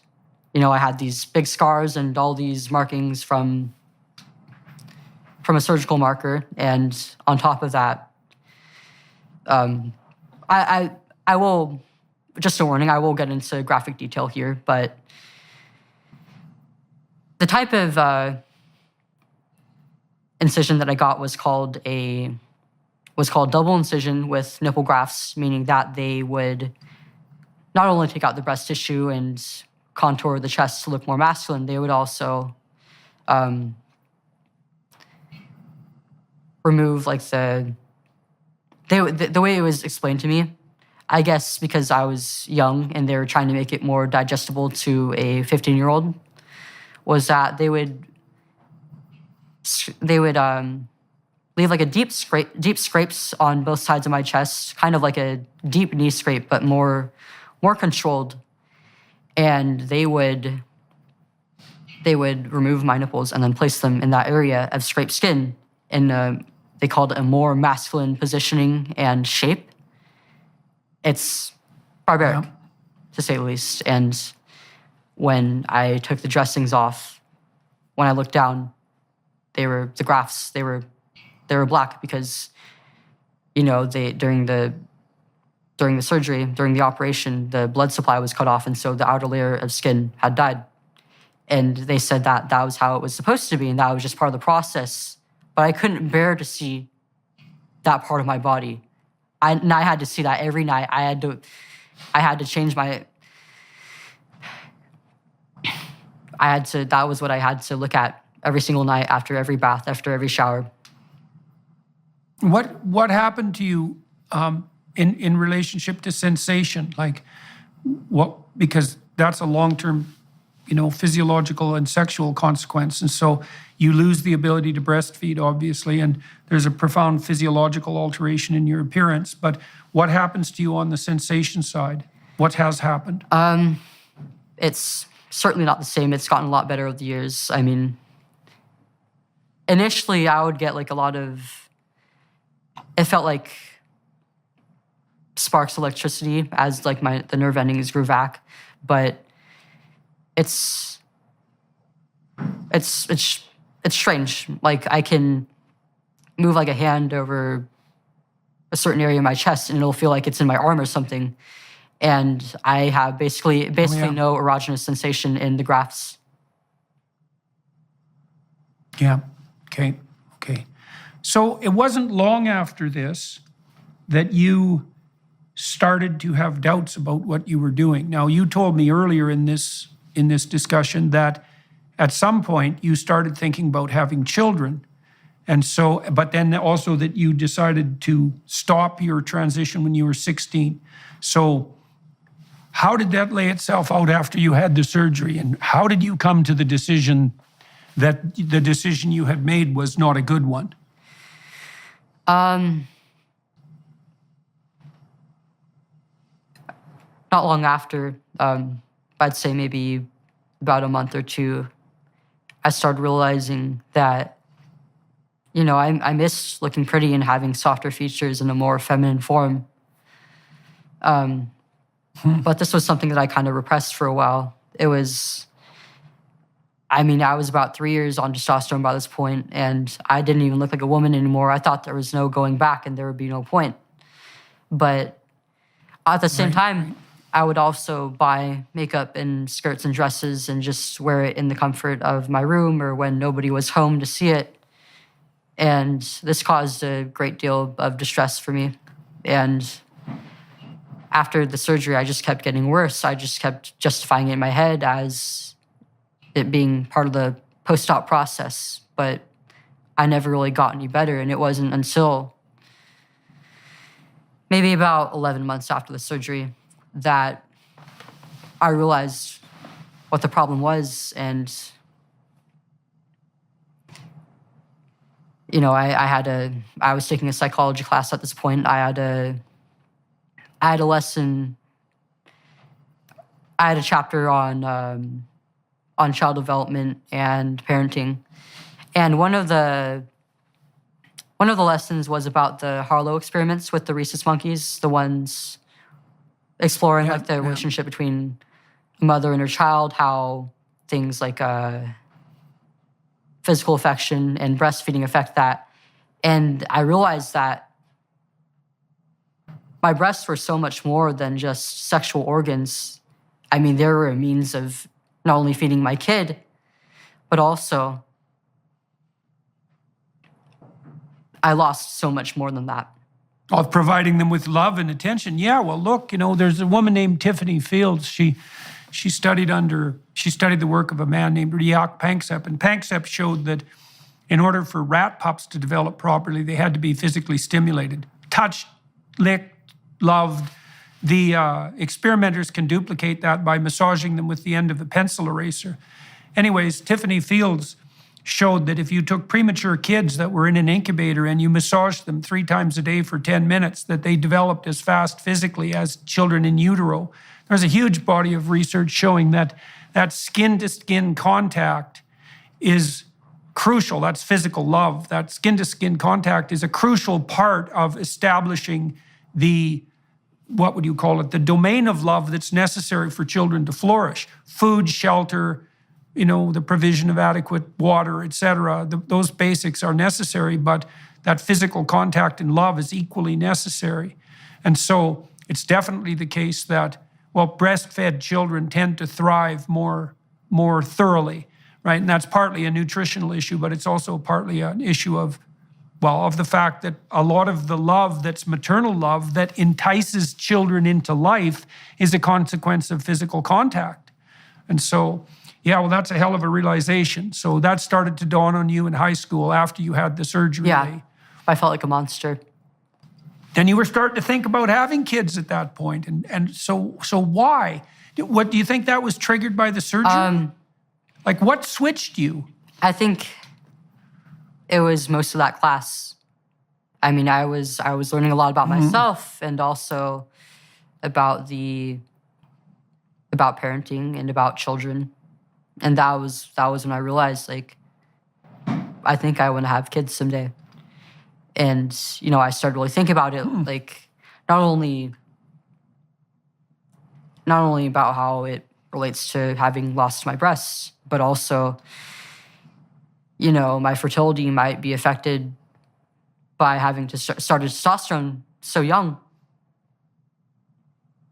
And do you know whether that is the case now? Have you been tested in any manner that indicates whether the blockers and the testosterone have interfered with your fertility? I don't know. I mean, by the time that I started, I did start having periods, but I was so young by that point. They weren't regular. I was only having about 3 to 4 per year. That was also another source of stress for me about being a woman. Right, it was scary. Like all the other girls my age would talk about, like how, they got theirs every month or every 2 months, and I learned it's a myth now, but they would talk about how like their cycles would supposedly sync with like family members or friends, and I was like, why isn't that happening to me? And so it was just another thing that piled that made me feel like I was broken. Luckily, after stopping. Right. Luckily, after stopping, about 2 months later, I got my period back, and it's been surprisingly quite regular since. I don't know if I went through some development. Oh, well, that's a good sign. It is a good sign. Right. Well, that's a good sign. That must be a relief, so to speak. But I mean, there's so many other factors that play into that. I haven't been able to get tested, and I'm just not really sure of what's to come. But yeah, I'm hopeful. Right.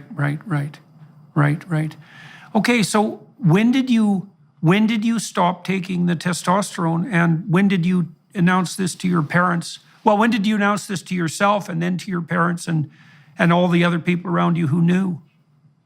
I think after my junior year wrapped up, one night I just kind of broke down crying, and I realized that I regretted my transition, and I called a friend and I texted my mom. I couldn't call her or talk to her about it in person because, I had a lot of guilt. I had a lot of shame, and I didn't want to let her and dad and the rest of the family down after so many years of doing this. And they invested Right. their time and their money into doing this, and it was pretty much for nothing. And I hated that. It was also just shameful to admit that I was wrong after so much time, especially since I didn't even look like a girl anymore by that point. Right. Yeah, well, it's quite remarkable in some sense that you did reverse your decision, and you seem to be indicating to me that it was the realization that you wanted to have children that was the real telling moment of transformation, was it? It was definitely one of the biggest catalysts. And how do you think you figured that out? Because it's actually pretty young to figure that out. I mean, I've met many women now who, there's lots of women your age who are absolutely hell-bent and convinced that they're never going to have kids, that the only pathway forward to them that's valid is the career pathway. But I'll tell you that, I'm 60 years old now, and I've worked with women in female-dominated businesses my whole life because I'm in the psychological profession, and so that's female-dominated. And virtually every woman I've ever met, with almost no exceptions, and this includes extremely high-achieving women on the career front, pretty much by the time they're in their late 20s, their primary goal is to have a child. And that's even the case. Now, sometimes that kicks in for women later than that. I've seen that as well. But it's an extremely rare woman who goes through her entire young life without being seized by the desire to have a child. And so, but it's early in your case. So, and it's strange, right, in some ways, because you'd fought against this so hard. Why the hell do you think it made itself manifest as a desire when you were 16? Like, do you think you knew that you were really like on the cutting edge in some sense, that if you kept pushing this, you were really going to sacrifice your ability to have kids? Or what do you think produced the realization? I think, I already had my guard down by that point because this was around when COVID hit and there were all the restrictions put into place, and I was basically doing online school only. And I had a lot of isolation from the outside world, and this caused me a significant amount of stress, but it also allowed for a lot more time to be alone and reflect. And so it opened up my mind a little bit. And So what were you fantasizing about on the family front when you were looking forward into the future? You were thinking about having. Did you have some idea of how many kids you wanted to have? Did you have some idea about the marriage or the family structure? What was making itself manifest in your fantasy? I mean, when I started, I was so young that I wasn't even thinking about all of that yet. But as the years passed and I started to think about like my adulthood, what I wanted to do as an adult, that thought started to pop into my head a little bit more. I never really thought about it very much until I learned about child psychology and just being a parent. I think I would have naturally had that realization if I knew more about parenting and family. Hey, do you know when you were a kid? Do you know if you played with dolls? Yeah, I did. You did. Okay, so that was there. Can you remember whether or not you enjoyed that? I know that's a long time ago. I did. And were they baby dolls or were they Barbies? They were Barbies and Bratz. Okay, so they were teenage dolls. Did you have any baby dolls? Not that I can remember. Okay. See, that's interesting. You know, even among chimpanzees, if you allow chimpanzee juveniles free choice, the males will pick trucks and wheeled things and gadgets, and the females will pick dolls. And the female chimps will carry the dolls around, teddy bears and so forth, for months and develop a very deep attachment to them. And, you know, one of the things, it's really necessary for young girls and perhaps for young boys, but certainly for young girls to play with baby dolls. It's really necessary because that's all part of that practicing that deep female role. And, you know, without that, well, you don't have a chance. That's how kids think, eh? They think by playing. And if they don't have a chance to play that out, then, well, they don't explore that. And so it didn't even make it manifest in your own life until you were like 16 and had gone through all this bloody misery. All right, so when did you start thinking about taking legal action, and why do you think that's justifiable? That was quite a bit further down the line. I should probably go into first about the detransition process for me and what led up to me eventually starting to speak out and doing that, When I had this realization, I mean, that night when I broke down and I talked to my friend and my mom and my dad about it, but that was the night that I stopped taking testosterone and I decided that I would just grow my hair out and buy new clothes and just figure things out from there. I went for about a week just not really doing anything. I was just kind of at rock bottom at that point, and I didn't really see a reason to do anything anymore. I just stayed in my bed or in my bedroom all day, didn't really go out except to use the restroom or get some food. But mom and dad would come and check in on me, and it was comforting, and that kept me going. And then I had to figure out everything from there pretty much on my own.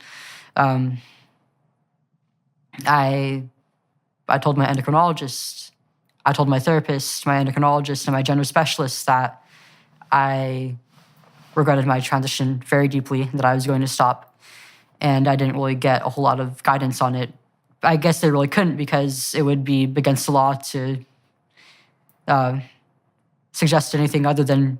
Well, that's a tricky one, right? Because, well, hypothetically, once you announce that, they're also legally bound to go along with that, right? So they could have agreed with you. I mean, look, I have a certain amount of sympathy for counselors and medical practitioners because they're facing supreme hell on their regulatory college front. But having said that, I would also say that their fundamental duty of care is to the individual and not to the bloody regulating colleges. And so, but they could have taken your regrets seriously. You said that, did you face opposition or was it just a matter of lack of guidance? It was mostly a lack of guidance. Nobody really opposed it, but, you know, I started requesting blood tests from my endocrinologist, and when I got I specifically told her that I no longer identify as male, and I want the guidelines for a female my age. And when I got the results back, they were sent with the guidelines for the average sex hormone levels for a teenage boy. So that was kind of that was one of the first moments that really woke me up to the fact that these people weren't going to help me.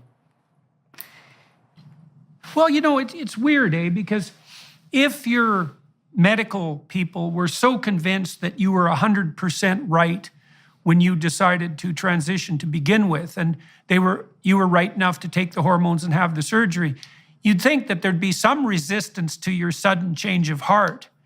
But it sounds like you basically encountered the same lackadaisical response to the second decision that you did to the first decision. So, which it's not surprising, although it's horrible. Yeah, I was basically entirely patient-led. Right. Okay, so, all right, so you decided to take legal action.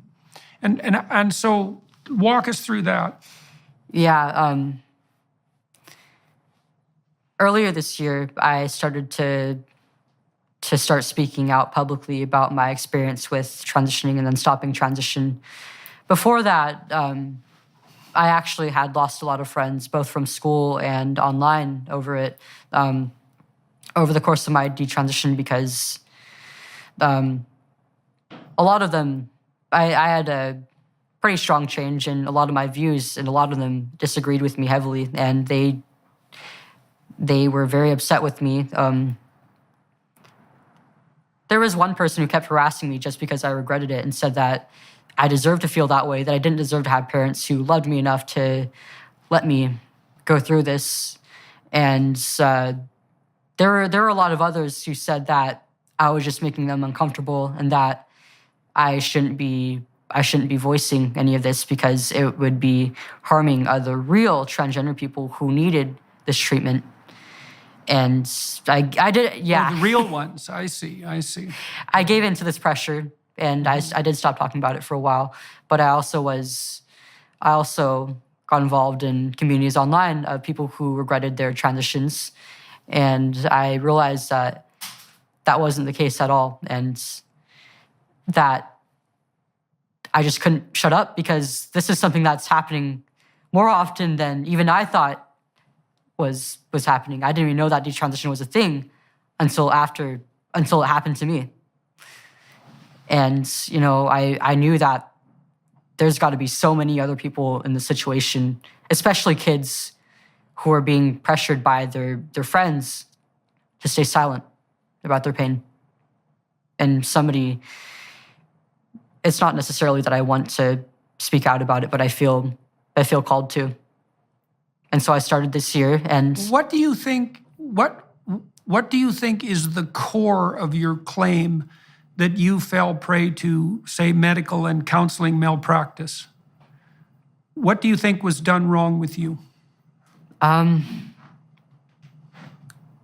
a lot, actually. The most immediate thing I can think of would be the fact that the consent forms weren't really comprehensive. They were very vague. They didn't list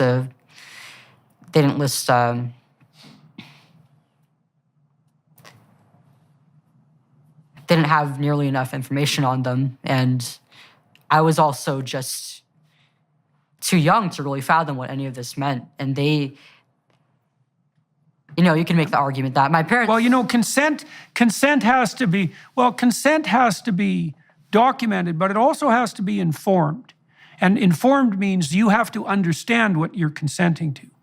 And so from my perspective, especially when you were really young, say around 12, and you first went into therapy, there should have been a very deep investigation into your background and then a laying out of a whole comprehensive range of options and a lengthy discussion of the consequence of all of those options.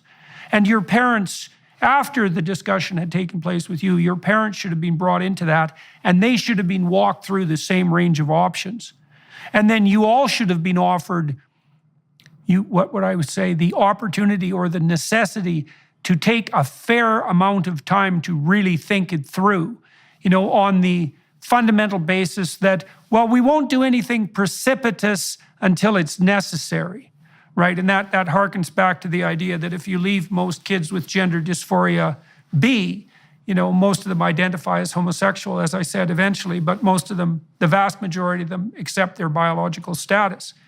And so the consent issue, it isn't only that the forms were vague and didn't detail out the full range of consequences, it's that you needed to be walked through in great detail all of the issues that were relevant to you on the psychological and medical front, all the options that were available to you, and the pros and cons of all those options. And that should have been something that took, I would think that I can't see in any possible way that could have been done with any degree of thoroughness in something under 6 months of weekly therapy. And I would say that's an absolute minimum to walk anyone through something as complicated as what you laid out. So that's on the informed front, right? Yeah, they really presented this as basically the only option to both me and my parents. And I also, the problem with me starting it so young was not only that I couldn't consent, I couldn't really fathom the full picture of things. I've also I'm still experiencing a wide range of complications to this day. From the surgery, I'll never be able to breastfeed. I'll never have that erogenous sensation in my chest back. I'll never have my breast back. A reconstruction will do nothing for me, and it might make things worse actually, because I've had some complications pop up this year with the grafts. I have to cover them up with bandages, or else they'll.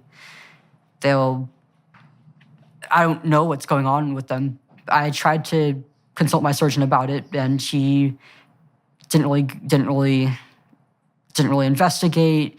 He gave me advice that made the complications worse even, and actually temporarily gave me an infection. But I have to bandage up every day so that it doesn't leak all over my clothing or bedding. And Jesus, from the hormones and blockers, I've been experiencing some joint pains, mainly in my arms, my legs, and my back. And I still have issues with my urinary tract. I have to use the restroom pretty frequently, and I didn't even know that this was possible. This is a pretty huge quality of life issue that I'm experiencing, and I'm just not really getting any help for it. And on top of that, I do hate to speak about it, but I'm experiencing sexual dysfunction at the age of 18. That's something that women usually go through when they're in their 40s to 50s. Right.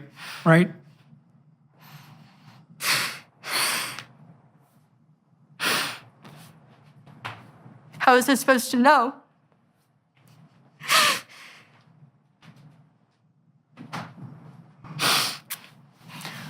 So let's talk for a moment about how you got your lawyers and where you are on the legal battlefront. So, not only is what's happened to me completely unethical, completely wrong, it's caused me a lot of physical damage and emotional damage as well. I'm still picking up the pieces of my life to this day, and I often find myself feeling like a broken woman, all because of a choice that I made, that I was allowed to make as a kid. And I think it's very clear just how wrong all this is. None of this should have been allowed to happen. What has happened legally? Have you served a set of people with notice that you're taking legal proceedings, or are you still in the planning stages of that? So we've filed a letter of intent to sue against Kaiser, my healthcare provider, as well as the the hospital that I underwent the surgery at. And the surgeon who did it, the gender specialist who referred me to that surgeon, and the endocrinologist who had put me on hormones. We're still in the 90-day period. Right. So this is all just unfolding now. So you're going to end up with a pretty damn thorough medical and legal education by the time you're done all of this, and media education as well. That's for sure. So look, we should wrap this part up. For everyone who's watching and listening, I'm going to talk to Chloe for another half an hour on the DailyWire Plus platform. I think what I'm going to do, I often walk people through the development of their career, but that's not relevant in her situation. What I'm going to do instead is talk to Chloe about, she was recently at an event with Matt Walsh, and I want to talk to her about that, and I want to talk to her about the response she's got from the gender, let's say, ideologues and activists in relationship to going public with her decision to detransition. So we're going to delve into that for about half an hour. And so if those of you who are watching and listening found this interesting and you're inclined, switch over to the DailyWire Plus platform and we'll fill in the political end of this, at least to some degree. And Chloe, thank you very much for talking to me today. And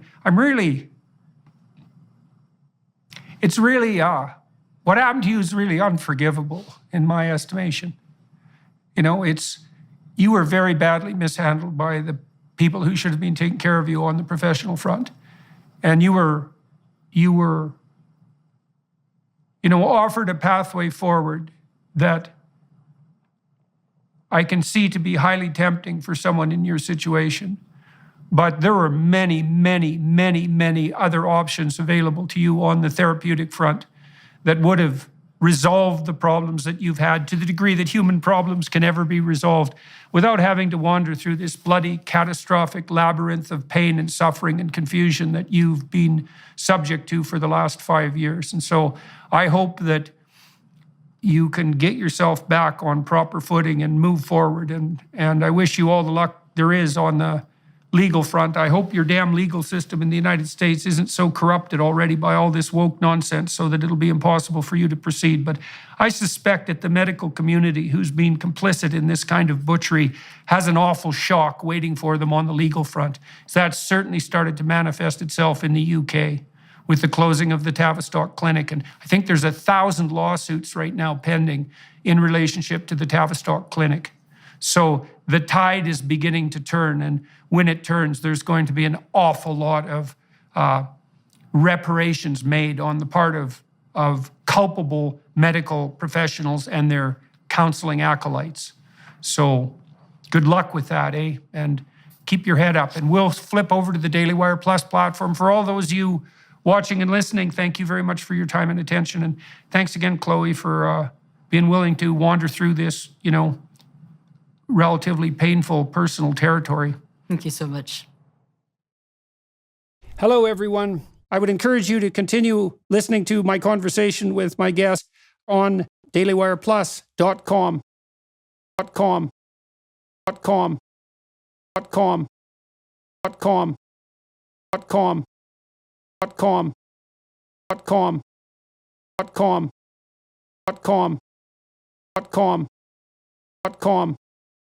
.com